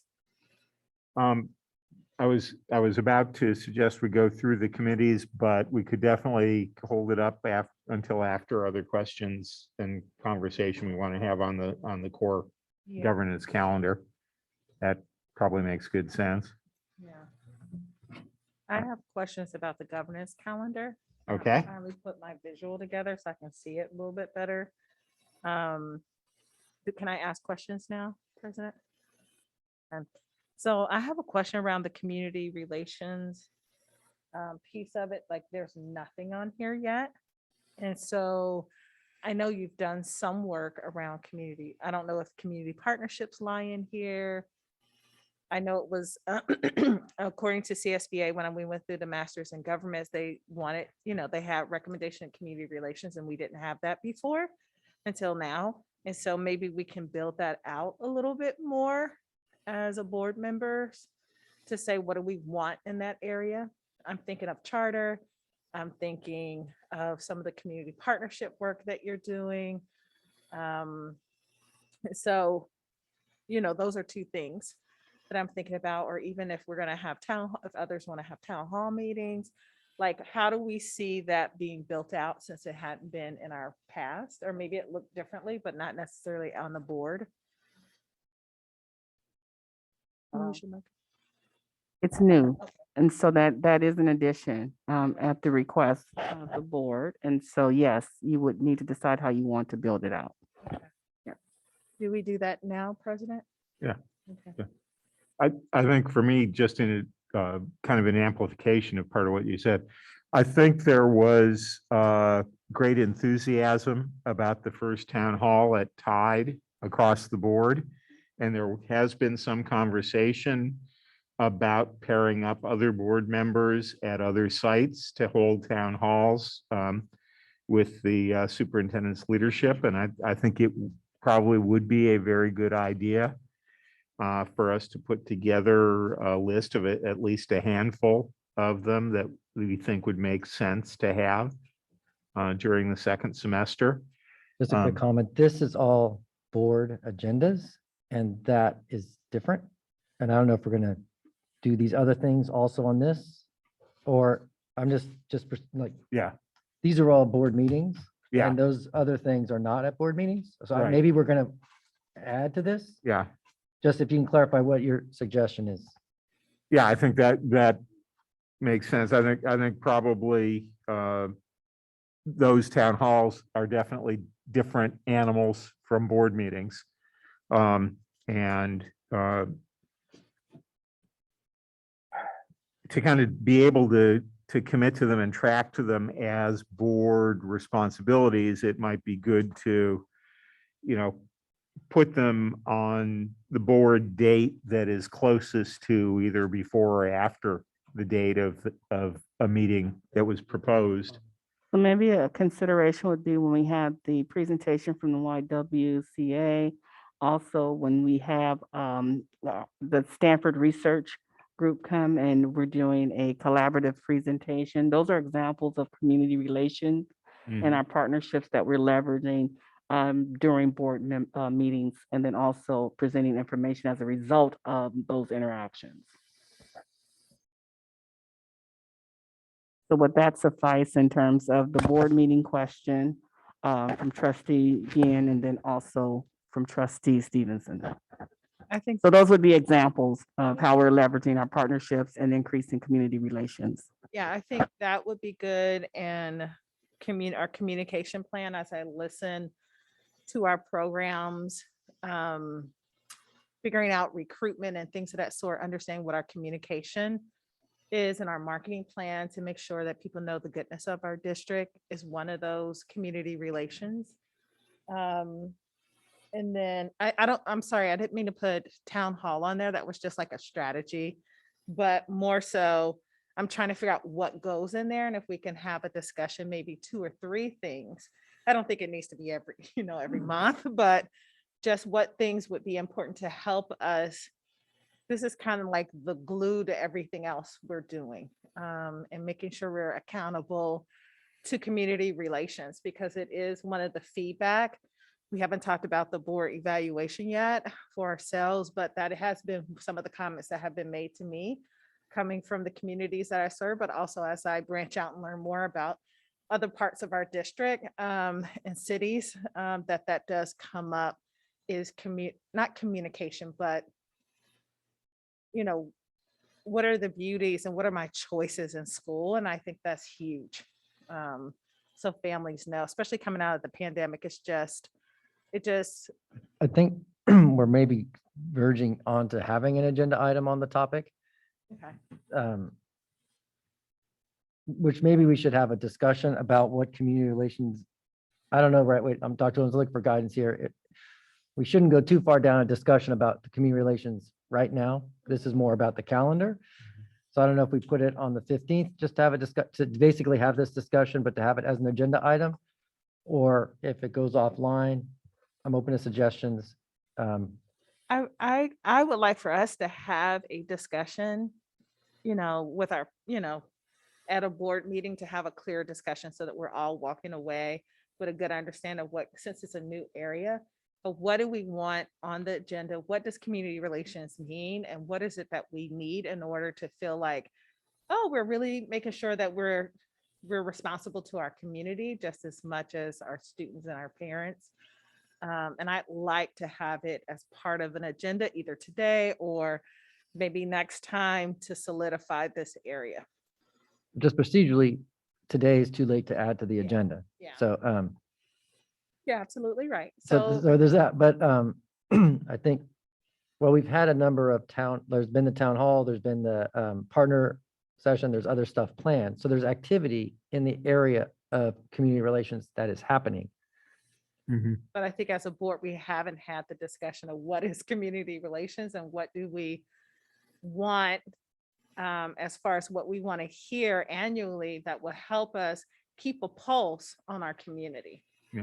I would. So community, if I may, so for community relations in regards to the governance calendar, there is room to have a conversation in terms of how it's reflected on the governance calendar. So this would be the appropriate place to have that conversation.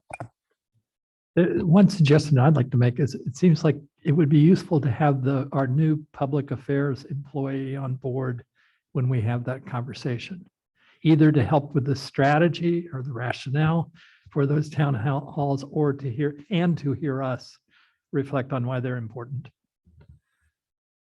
So I'd like to kind of touch on 2 points. One is I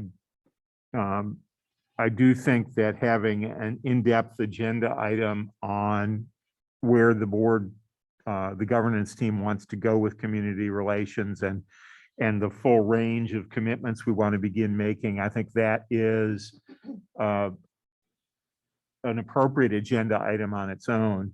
And I both agree with Chris's point that we want to be fully staffed with the expertise to act on that. And also that our meeting next week on the 15th is basically completing every bit of business that the district needs to complete in the calendar year. So it is not an agenda that is particularly flexible to adding a couple more items. And I think January will be a better time. You know, I'd do give you that. one other reason for deferring it just a little bit is, and that's if we're considering a bond, the communication strategy is going to be an integral part of that you'll want to weave in. And so I think you do them together when we're ready for it. Yeah. Okay. And when I look at the CSBA website, it's actually community relations and advocacy. And so it's not just the community relations piece of it. I mean, we don't do a lot of advocacy, but it's also, that's part of it. Mhm. That's part of the core governance responsibilities. And then I would also say, in terms of the conversation about how we would reflect this on this calendar, many of the events and activities that we've been talking about as being a potential part of the community relations bucket are separate meetings that are outside of our board meetings. And I think a good way to reflect it in that bucket, there may be many that are agenda items that show up in our board meetings that fit well in this bucket, as the examples we've had of community partner presentations in board meetings.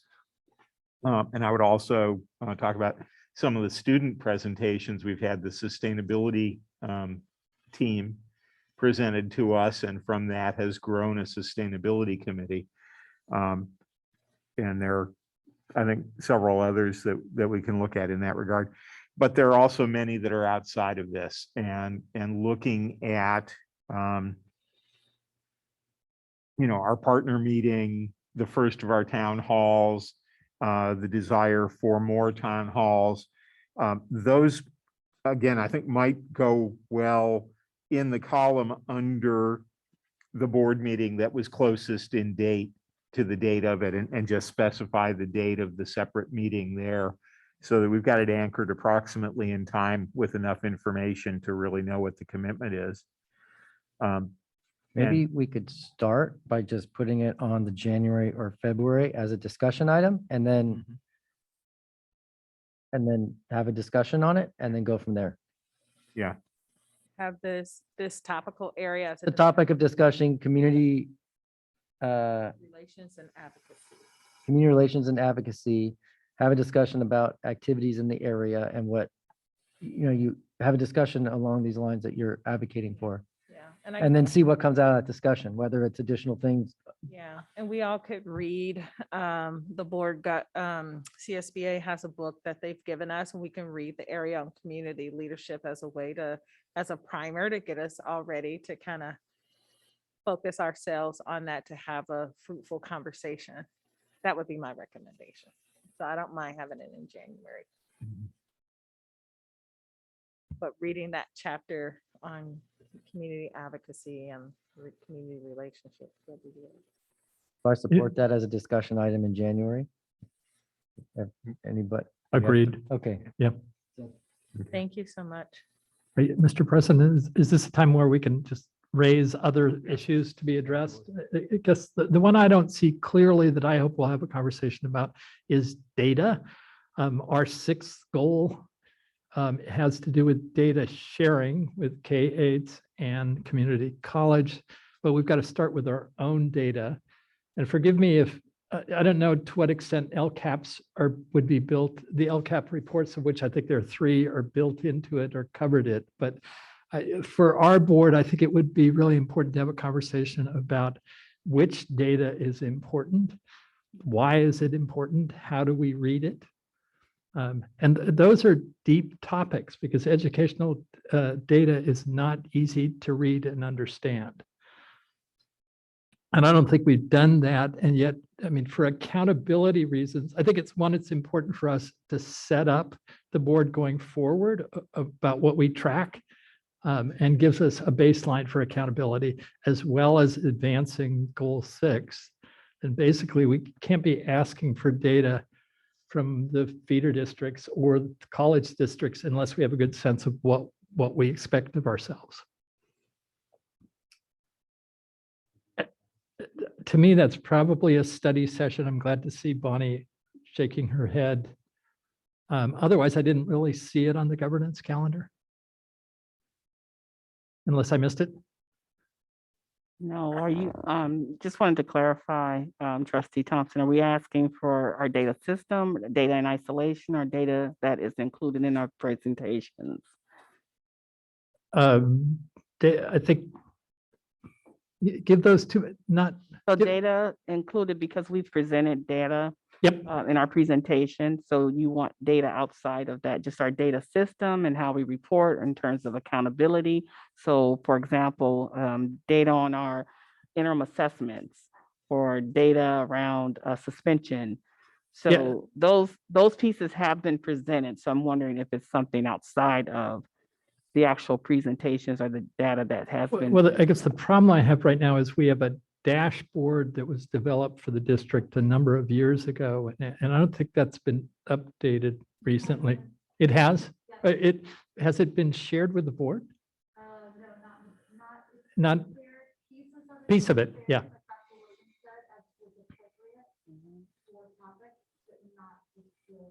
And actually, Diana has some feelings about that, the amount of items on that dashboard. About what might be. Yeah, we might be tracking too many. It seems like that's a real good question. There's also the fact that we have our own dashboard, and then there's the state dashboard, and they're not the same thing. And since we've got a new board, just helping us read those things can be helpful as well. Is that? Yeah. Yeah. Do you use your microphone? Can I ask you a question about data that might help or not help? I think that actually we need to have a conversation almost about our philosophy of what we want to see. So I'm going to give an example. At the community meeting with all the partners, and we showed that we have 94% attendance. And I keep bringing up that Hetty Chang would say, that's not how you don't take the average of the whole district, because then it looks like an A. And then I keep bringing this up. And you're missing the kid. We have kids that are not attending. We have kids that are chronically absent. We have kids. And if you say it's an A, you're not going to look deeply at the problem. And our community partners knew that, right? So people in the audience said, you need to be looking at breaking that out by demographics, and other community partners think we do need to be studying attendance. So it's almost like a philosophy thing, right? Rich might step in and say, we're arguing the same thing. Pardon me? Rich might tell us both that we have the same point of view on this largely. There are philosophical questions, but there are also approaches. When do averages mask differences that are real that you need to know about? When are averages totally inappropriate? There are also, what is a basic question is attendance actually a good number for us to be looking at? I think it is. It's a real number, and we track it. And maybe it is, but I think I don't know that I disagree with that, but it's very important, I think, to identify what are those key numbers. And we're not going to do a very good job as a governance team if we're trying to monitor 100 different numbers. And so this might be Diana's point. Can we reduce it to a smaller number that's still meaningful and helps us understand how things are?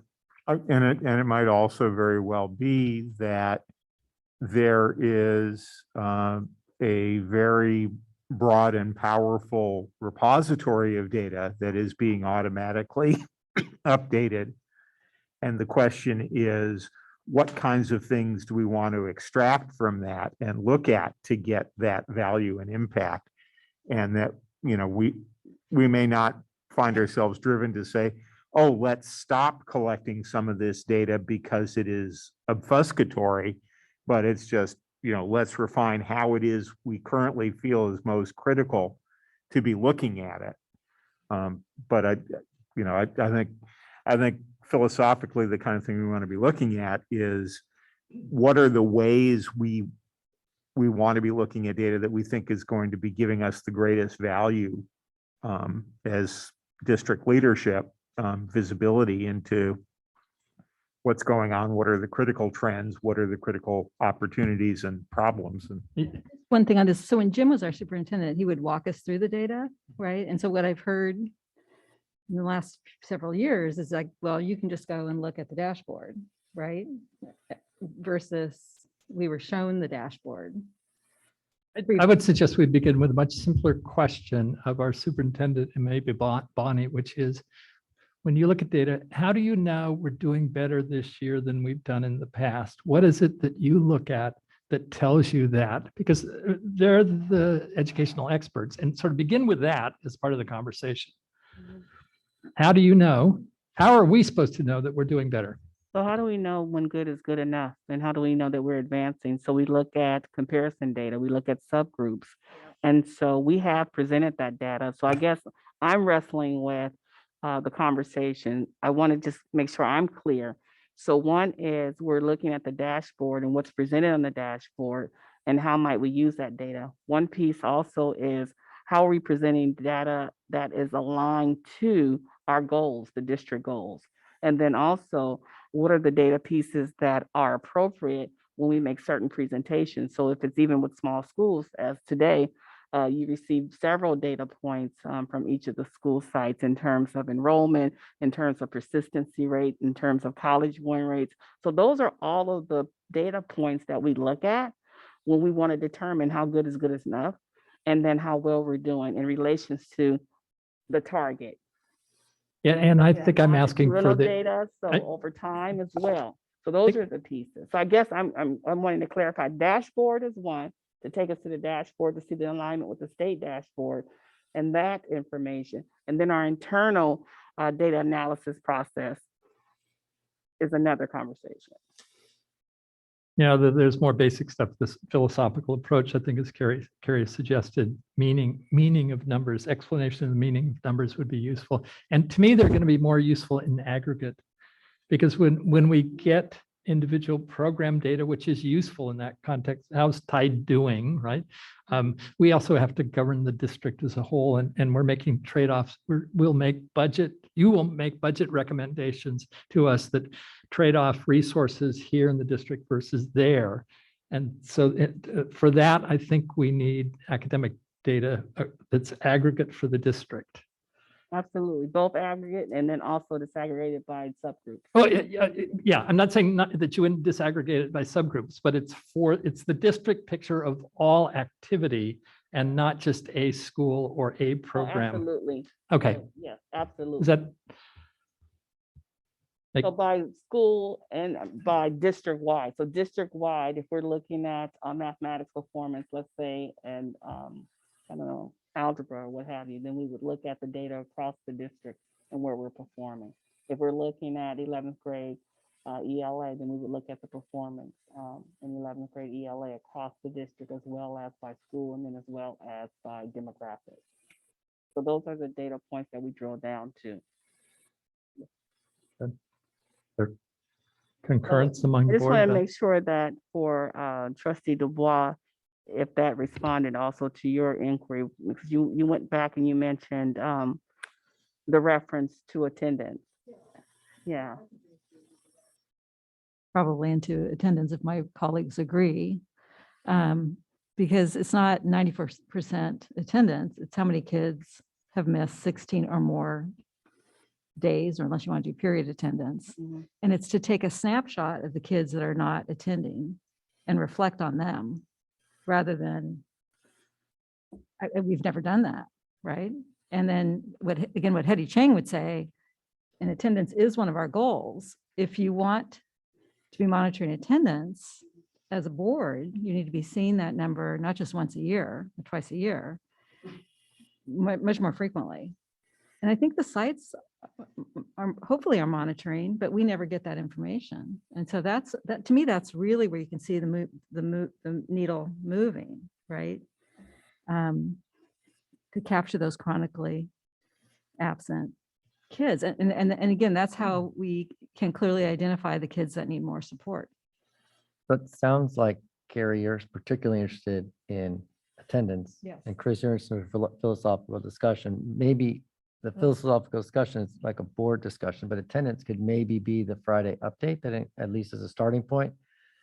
Whatever is available on attendance to date, or whatever metrics you think are best on attendance, and you've heard whatever you think would best address Carrie's question in this update. I'm not in the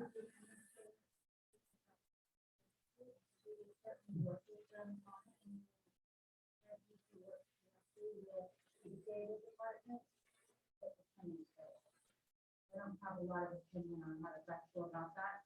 I will say that it's such a complicated topic, and I agree with you, Sarah, that it's challenging attendance. It's such a complicated topic. The state dashboard is still not tracking high school attendance, because they still can't agree at state level about the most appropriate way to track it. Well, there are ways that we can have a platform. We do track our chronic absenteeism, and I think that's what Trustee Dubois is getting at. And so that is what we would have to look at in terms of where Dr. Wilmot is looking into about our own dashboard, is making sure that it's getting us the information that we need in order to advance our conversations, and then also to determine how well we're doing, to your point. Trustee Thompson, so I think it's just getting clarity around the data points.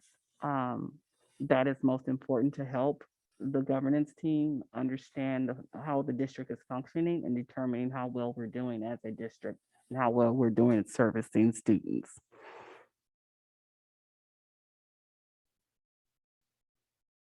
So on the subject of data, one other thing that I'd be interested in, I'm happy to do it as a, not at a board meeting, but just hearing what's up with data zone, sort of timing, what questions are going to be able to be answered, in what calendar year might it be be going. I will say, for me, because I thought that Mr. Bull is not about our internal data as much as it was about being able to share data. I'm a little surprised because we spent so much time talking about data in secret, and with the exception of attendance, dissecting it in so many different ways. I think that's what we're doing forward instead of ignoring. That's right. And frankly, I was taking advantage of goal 6, a broad interpretation of goal 6. So, but it's fair to say you should know your own numbers before you talk about sharing numbers with others. But I'm just like, I have a closet full of clothes. I have 10 outfits all the time. I kind of feel like we end up looking at the data that we should be looking at by nature of the topic that we study.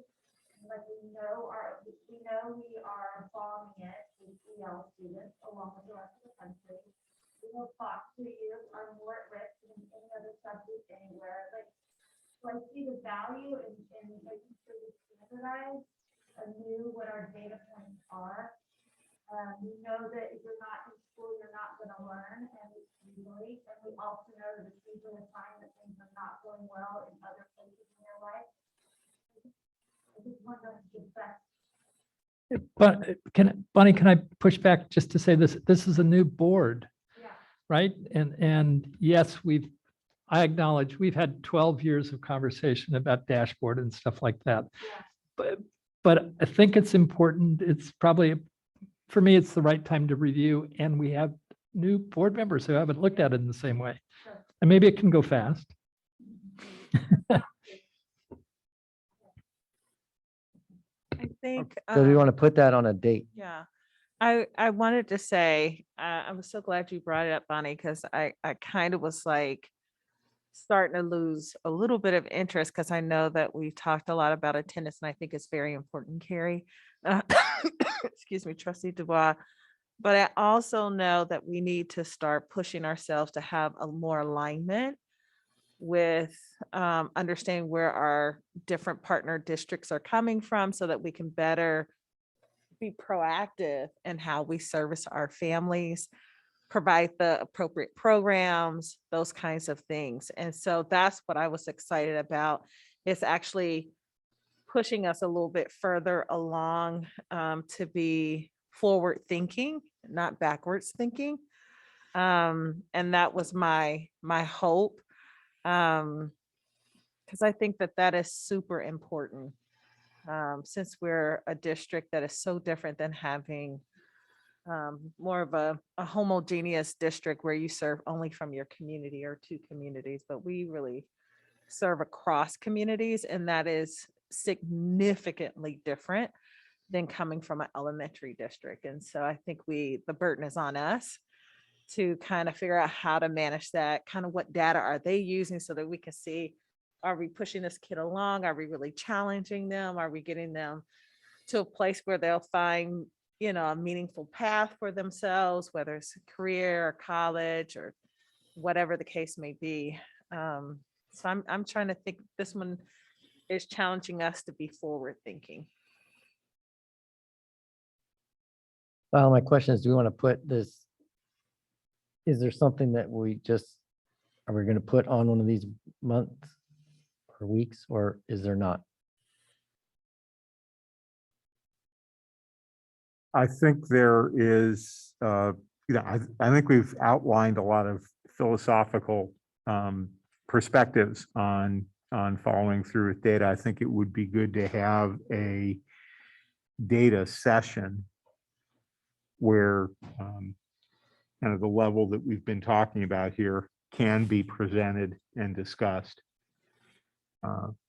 And I think at least part of that is, we have in the past had reviews of the dashboard of what the superintendent and the staff felt were the meaningful parts of the dashboard, the meaningful ways to look at it. And we haven't done that recently. So I think that would be a good framing opportunity for all of this. And I do think that that would be a good thing to do sometime relatively early in the second semester.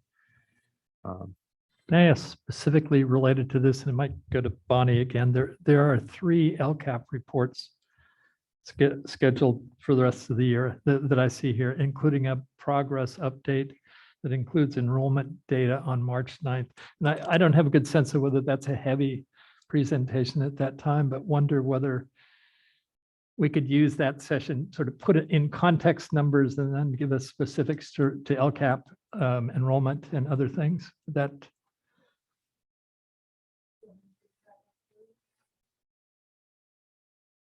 We have our new Lcap scorecard. And so we've shared the data with that presentation. So we will continue to share the metric and the scorecard and future presentations around the Lcap. And so that data is specific to our Lcap goals. So it's very possible that we continue to share the updates with the forthcoming presentations. I guess I'm wondering whether whether that would provide a good opportunity for the general conversation on how the board deals with data and what data we see that includes the data we get from the Lcap. Mm-hmm. And so if you're asking for a conversation around what data would be important for the board. Yes. Yes. Okay. So we can add that in the conversation, the presentation, not necessarily aligned to the Lcap, but we can have that as a topic. Okay. I don't know if it would fit within the Lcap discussion because we will have the data aligned to the goals, but if we want to have a general conversation just about the data that's available, then we can make that a topic during one of those months. Absolutely. Okay. Does that work for you? Yeah, I think so. Okay. Yep. But one other item that I think we ought to add, and I guess we could always decide to strike it on the 15th, but if we are going to be moving down the path of considering a bond authorization, which we'd vote on in the summer, we might have a study session or at least an update on that topic on a board agenda. And I'm thinking one of the 2 April ones would be probably a good time to, if we were going to review where, like, I think we'll potentially be having a discussion next week about a whole bunch of different things related to a bond authorization and things that will be happening. And then there'll be a point to get an update on how that's going and any thoughts anybody has on anything they want to see before having to vote on it 3 months later. You don't think that's too late? Otherwise, if we're talking about, I mean, it could be March, but it gives time for activities that are going to start in January to have information to report. So What topic are you talking about? on our next agenda in a week, 15? we're going to have a discussion about a facility bond, About a bond to build, bond. to renovate facilities. And part of that will include a whole lot of different threads of activity to be ready to decide whether we want to do it. And at some point, we want to review all those threads, get it, and make sure everyone on the board has any questions answered about it with plenty of time before we have to make any decision. So just putting that on one of these meetings would be good. And I suggested one of the April ones. Chris suggested maybe we look a little earlier.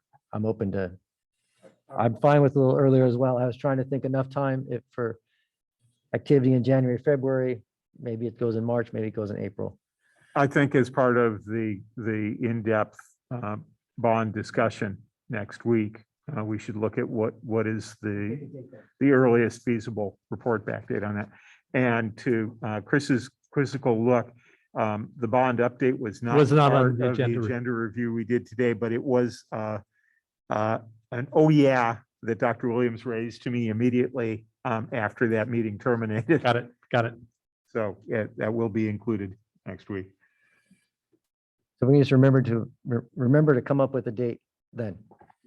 Can I ask related to that, whether I'm interested in the issue of workforce housing? We've got a committee on that, or there's a proposed committee on it, not sure about that. So that would feed into the bond conversation, could be part of it, or I don't know whether we'd need to have a separate conversation about it or not. But want to make sure we're allocating enough time to have it discussed. We can include it in the update for the 15th in terms of attaching it to the bond conversation, the bond authorization conversation. I like that idea. I don't know where this belongs, but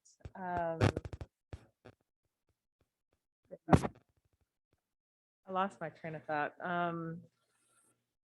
I'll come back to it. It'll come back to me. Sorry about that.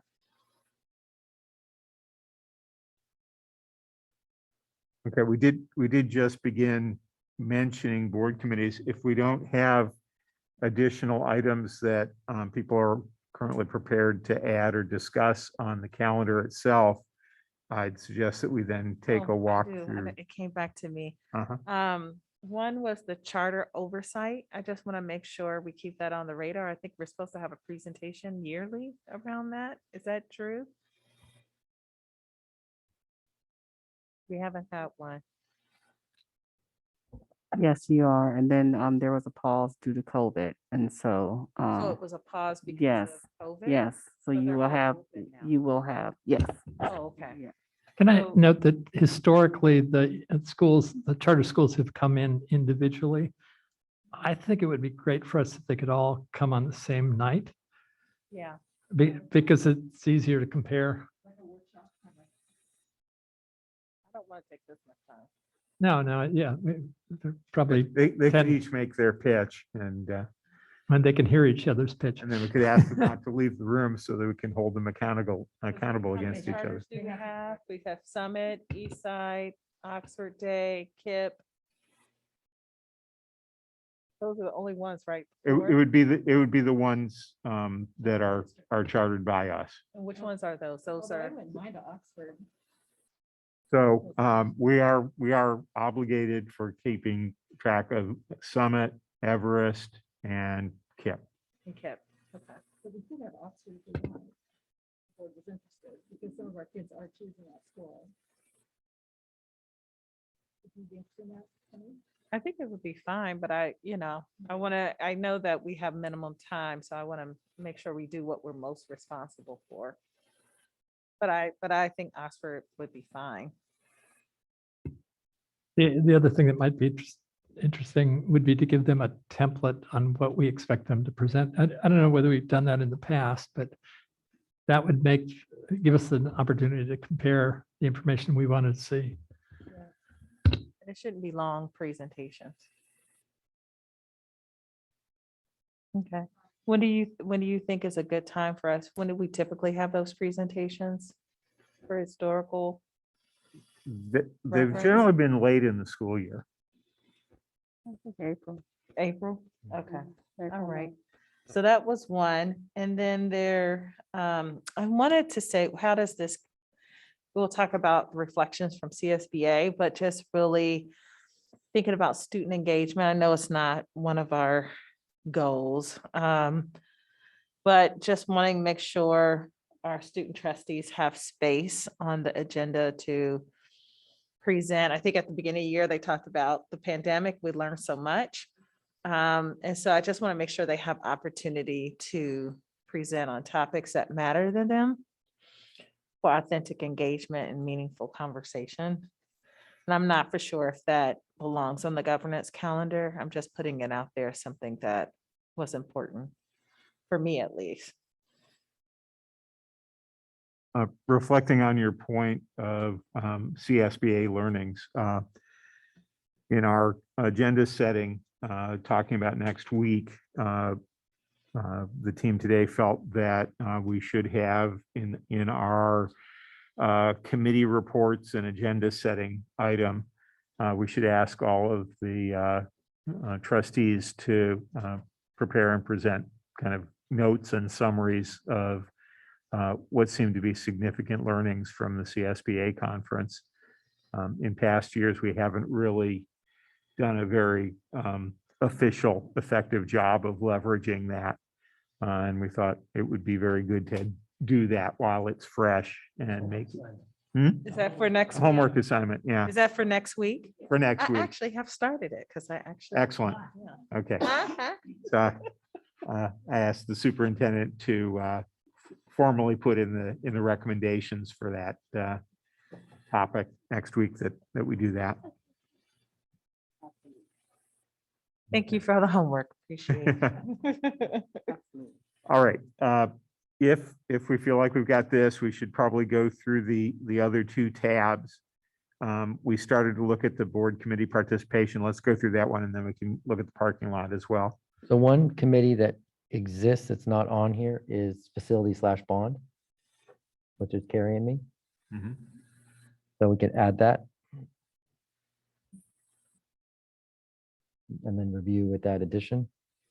Dr. Williams, you the editor of this? Yeah. Excellent. And then I have a question. I've got two of the committees in related to wellness. So I told Jarrett, the SEL task force was hard for me to participate in because it's all day. And I felt like as a board member, it was the first, committee or something that I've been a part of that I felt I really couldn't participate very well. And I think it was because it was a lot about curriculum. It's using the Google Docs. And so I told him I was not going to continue because it felt like it was, I normally don't say this. It was such a long day and I didn't feel like I was really, I also felt it was hard for teachers to participate the way, so I don't know if the format of that is changing and I should reconsider that. It's right there. Well, with the mic. The mic comes to you.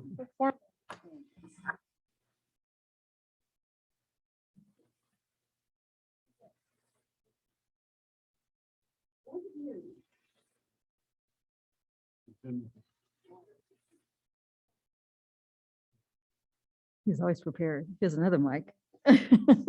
Or he has batteries. Backup. I met with members of the SEL team or committee who wanted to talk and give feedback for how it went last year. And that was a pretty common piece of feedback, that it was a long day.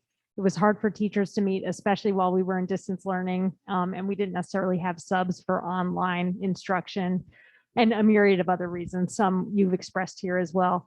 And so we are looking into a restructure of how we work in that SEL task force to where we're thinking of keeping the same dates, but just doing half days of the, the content information where then subcommittees can meet separately in between that so that it's not just one full day that then cuts teachers out of the mix. So we're looking into a restructure of it for those reasons and others that came up in our feedback session. Okay, and then I have a question. My second question is about the Wellness Committee. It has not been meeting, and I think that as far as I know, and that's where a lot of our partners attend. And I think it's because of the contract, and my guess is the contact tracing and other things have taken so much time of our staff. Is that changed? Is that gonna? That will hopefully be changing because you're right. That's Javier Gutierrez leads that up. And right now he's been mostly doing our COVID project manager position. And so actually at the upcoming board meeting on the 15th, we're flying a job description to get an entirely separate COVID person so that Javier can re-engage with his duties with mental health and that team and those committees. I have a question about the cell task force. Was there any feedback really on the focus of the cell? Because I felt like for me being there, it was almost like a waste of my time, because it was like this long-term planning with a lot of issues that were like today. And so I was really struggling trying to plan 3 months out when I got kids who are not showing up for school, or, teachers are really struggling on how to check in with kids during the pandemic. So it was just like such a big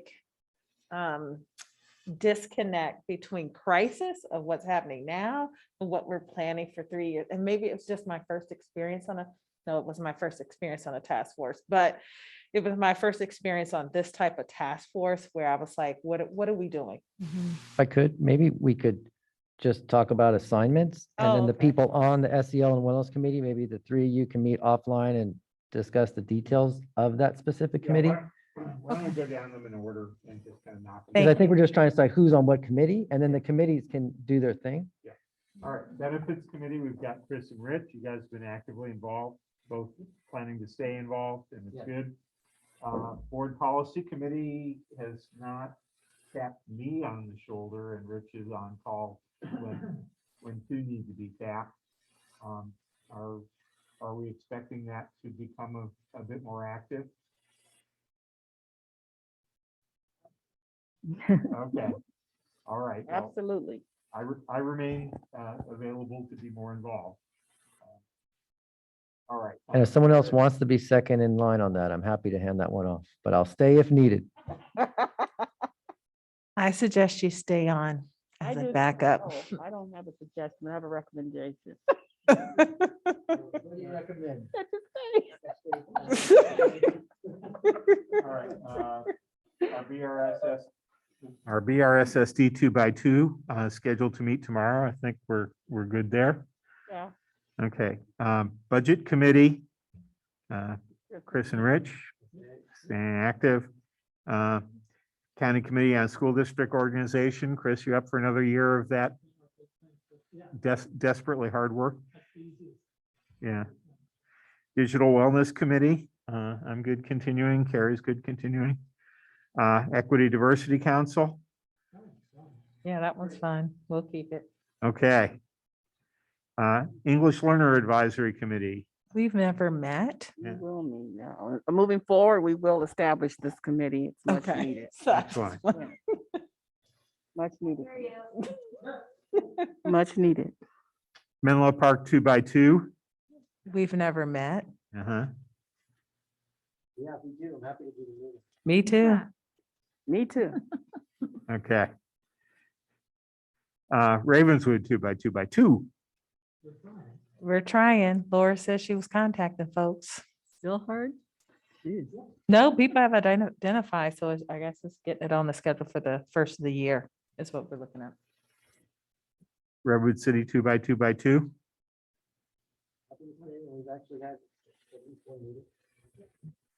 All right, and Redwood City together. Yeah, okay, excellent.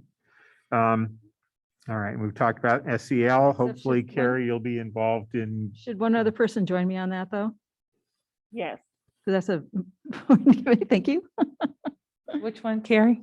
SEL. Oh, no. I think I'm looking at you, Shawnee, you on too many things. Uh-uh. Nobody else wants to join that one? Yeah, okay.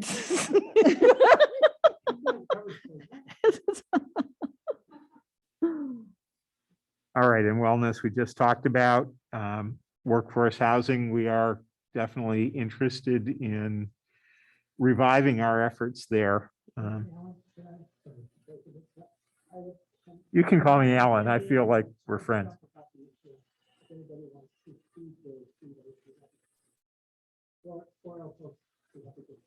What did you say, Chris? I couldn't hear part of it.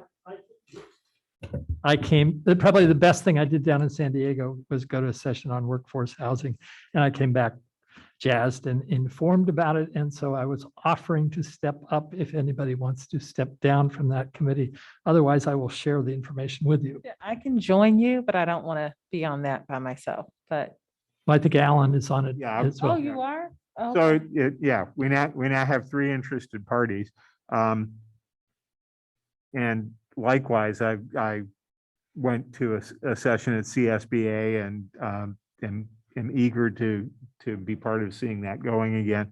I think there's going to be some opportunities that have come up that we may want to think about collaboration and partnership around that. Well, one of the 3 you has to drop. So, I think Oh, there okay, are 2 well, on the committee. So I was saying I if, can drop. I can just give whoever the people are to give the information. if let's see. Shawnice, you okay with that? Yeah, I can drop off. It's fine. and we'll consult. I'll just talk to Chris or Alan. No, I do not want to join social emotional. I love Dr. Williams, the Carrie. last one is She's I would- representing us. Strategically, long-term, I would like Shanice to have the opportunity to stay on that. Okay. I will, well, if that's the case, and Shanice, if you stay on that, I'll check in with you about the committee. That's all. No, but it's good to have you there. I mean, you came back really jazzed, and so I could just, I'll tell you, I'll step back and throw darts at you. Great. Oh, let's let Chris and Shanice be the representatives on that one.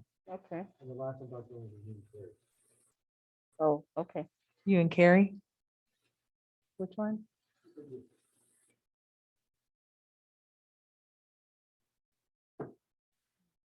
All right.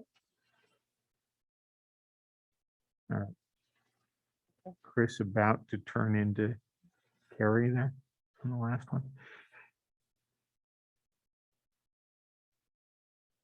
Rick and Carrie. It's Rick and Carrie. Yeah, but I'm still seeing Rich and Chris. That hasn't changed on mine. Oh, refresh. Okay. All right, so let's look at our part. Are there any other committees that are, I don't know if the Spotlight Committee is something that should go on here. Am I it for Spotlight? What is that? I don't remember what that is. What's the Spotlight Committee? Spotlight is the college and career readiness. Oh, there's a committee for that? Colleges and career readiness form that we're sending out, information that we're sending out to all of our parents. Oh, okay.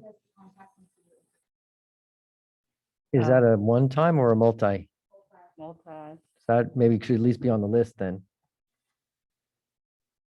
On the board. Just adding it to the list Yeah, if it's, Spotlight Committee. if it's an ongoing thing and whether, anyway. Why is it an ongoing? Bonnie? Until we, Well, I would love for it to be done, one and done. Our first meeting is tomorrow, but I don't think it's gonna be. Oh, you Because think, we have to figure out, we have to agree on what are we gonna have on our pages, what's the data source. who's responsible for making sure- oh, okay, it's more involved then. Yeah. Okay, gotcha. Thank you.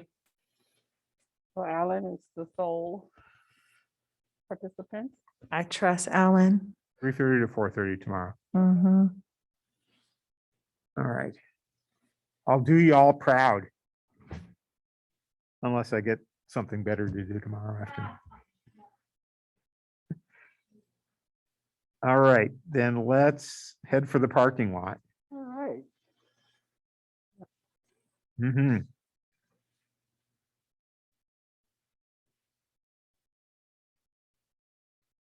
I think we can knock number 2 off the list.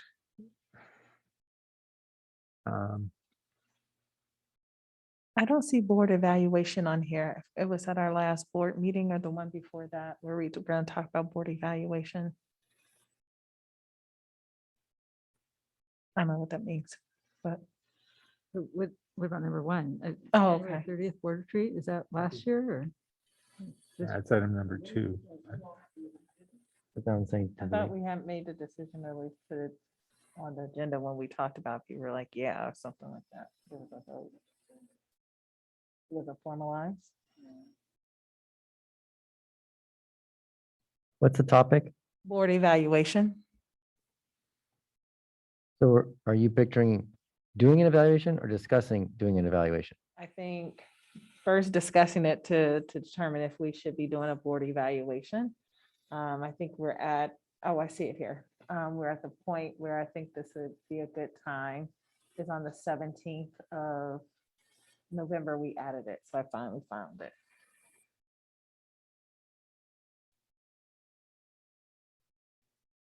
Yeah. So is the purpose of us looking at the parking lot to assign dates to this or just reaffirm interest or what do we, Yeah. what do you want from us here? Well, the parking lot has just been established to keep a tally of the topics you've requested. And so the staff and I will get together and then we will present the topics according to the dates and availability. So what do you want feedback from us at this time about the parking lot? If the topics are still of interest. So like, is the first one, January 30th board retreat? Are we having a retreat on January 30th? That was last January, the retreat we had 11 months ago or 12 months ago. Yeah. And some of these date back into the last school year. And so that's why we're revisiting the So list do we of topics. delete ones that are completely done like that one, or do we do something else with them? We just keep a toll of the ones that we've done a record. So you don't put a check marks next to them if we've done it? You see the date? The date. Oh, okay, gotcha, thank you. All right. So, We keep a record. yeah. Mhm. So really, if it's anything that we've discussed or has been requested that you do not see, That we don't want? no, that you do not see listed, something that you all agreed on or requested that you do not see, then this would be the time that we would add it. So the special ed historical settlement information, Okay. that one's not on there. All right.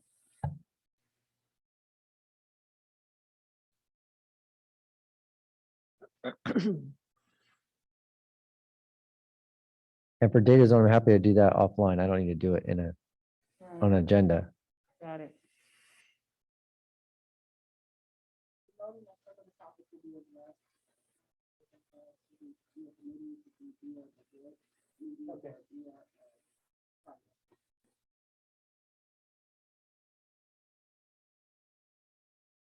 One thought, I don't know, this is, in the past, we've had like all of our WASC reports on the same night, which is really hard. Is that how other districts do it? Is there a way to space them out? It's not. Yeah, I think that's hard. You just don't like detail reading 800 pages over a weekend. I know It you. was more than 800, I think. Sometimes.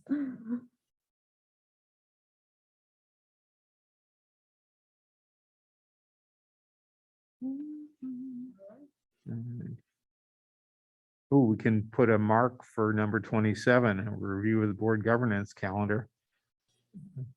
We've got a meeting date that happened.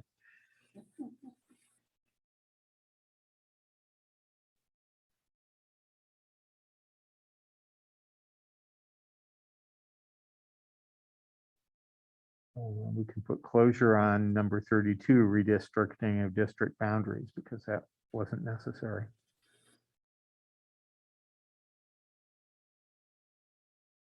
So we completed that? The population has not shifted enough to require Oh, okay, uh, just making sure. any change. The trustee areas, that was about the trustee areas. Yeah.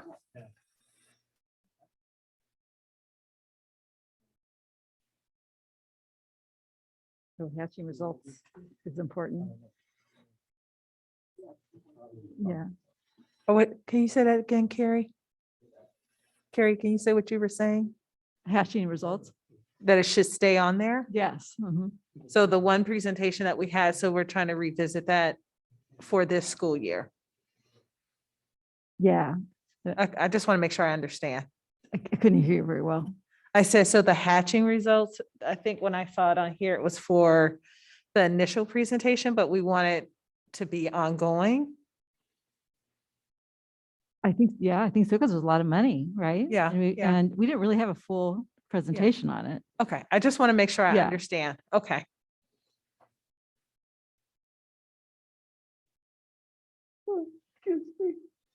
Superintendent Williams, one thing it's occurring to me that might help with agenda items in the future.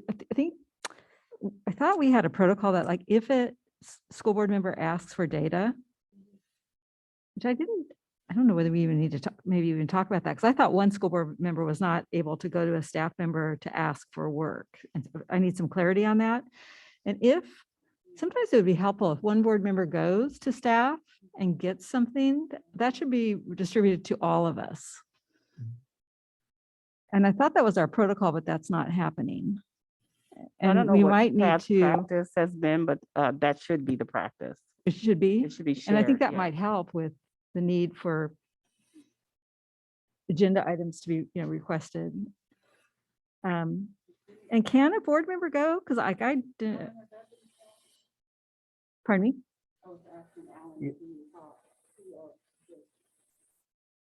That, yes, I mean, I don't know if it's a formal board protocol or whether, but the tradition has certainly been that if a board member asks for data from staff, that is shared, the response is shared with the entire board.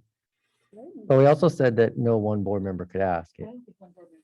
And if it was more, then we would have two people meet with, it was Bonnie who we met with and Diane about what information we thought the board wanted to try to help refine it, and then it was shared with everybody. So I'm not aware of ever having received information that wasn't to everybody. At least. Is that a concern, or are we just reminding ourselves? It's a concern I have, because I've heard staff members say that they've prepared reports. And I haven't seen those reports. Everybody should, all board members should get the same. So it would be helpful too, if when making the request, humbly request that I would know of those requests.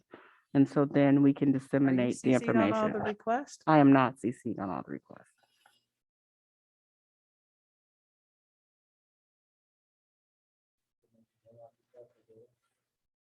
Rich, can you do that on the microphone? I was just asking, so some number of board members are making one-off requests for data? No. Okay. I'm not aware of that. Okay. Yeah. I know I I mean, asked the only way I've ever done that kind of thing is in reviewing a board packet when there is some clarification I ask for. That's My what I do. request usually specifically says, please share this additional information with the entire board. I don't say that. I just say kind of clarification of information. Mhm. Whether or not they share it with the board, I don't know. But it's usually through the weekly information that we receive. And I'm like, okay, what's the clarification on this? But the bigger question is, if people are asking for additional information, then something's missing in the information that's being shared. So to me, it's not necessarily asking someone else to do additional work. To me, people are asking questions because the information we have is not full enough, or it's not have clarification. Maybe there's an agreement on data or where we look for data. Because I know I've asked questions around attendance. Where do I find attendance, right? Because I struggle with our website. So I'm like, where is the information? Not because the information is not there, it's just navigating the website. So I'm just trying to figure that out. That's for myself.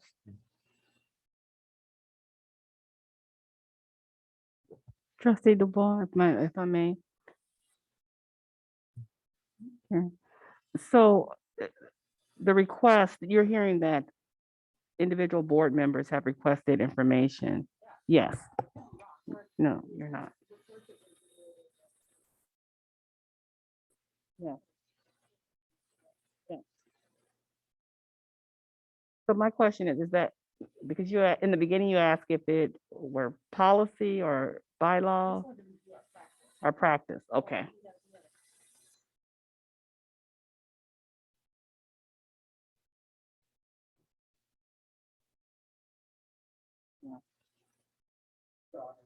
What was formally laid out.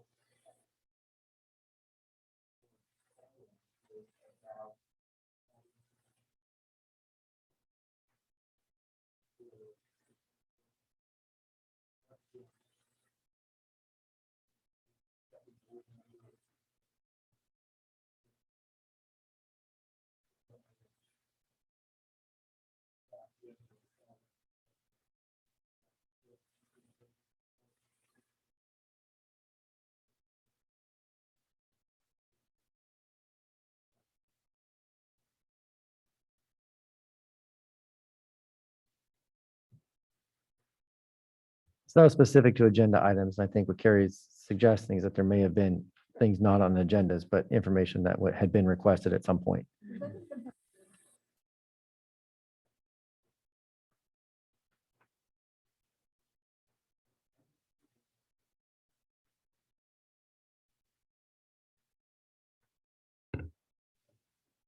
And nor have I.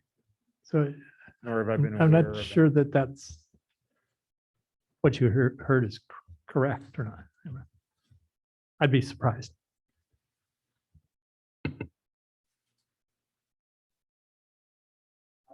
I think, from a practice perspective, as Shanice was saying, I mean, where it is typical and appropriate is that either in reading through the Friday update or reading through the board packet, questions are going to arise in the minds of trustees. And anytime your question is asking for, a more in-depth clarification of data or whatever, I think it has been standard expectation that the information would be shared with all board members. And, I think most of any response we see to anything that various board members ask about the board packet comes as part of the board packet update, typically on the day of the meeting. But that information is posted essentially to the public record through board docs for everybody. And I think we may get the trustee that makes the data clarification request may get a little narrative back in an email of here's a quick response to what you had to say. But I think in terms of a formal update of data and a formal report generation or whatever, that comes out as a board docs update. And I would just say that I think our practice is good, and I would recommend that we are definitely adhering to it.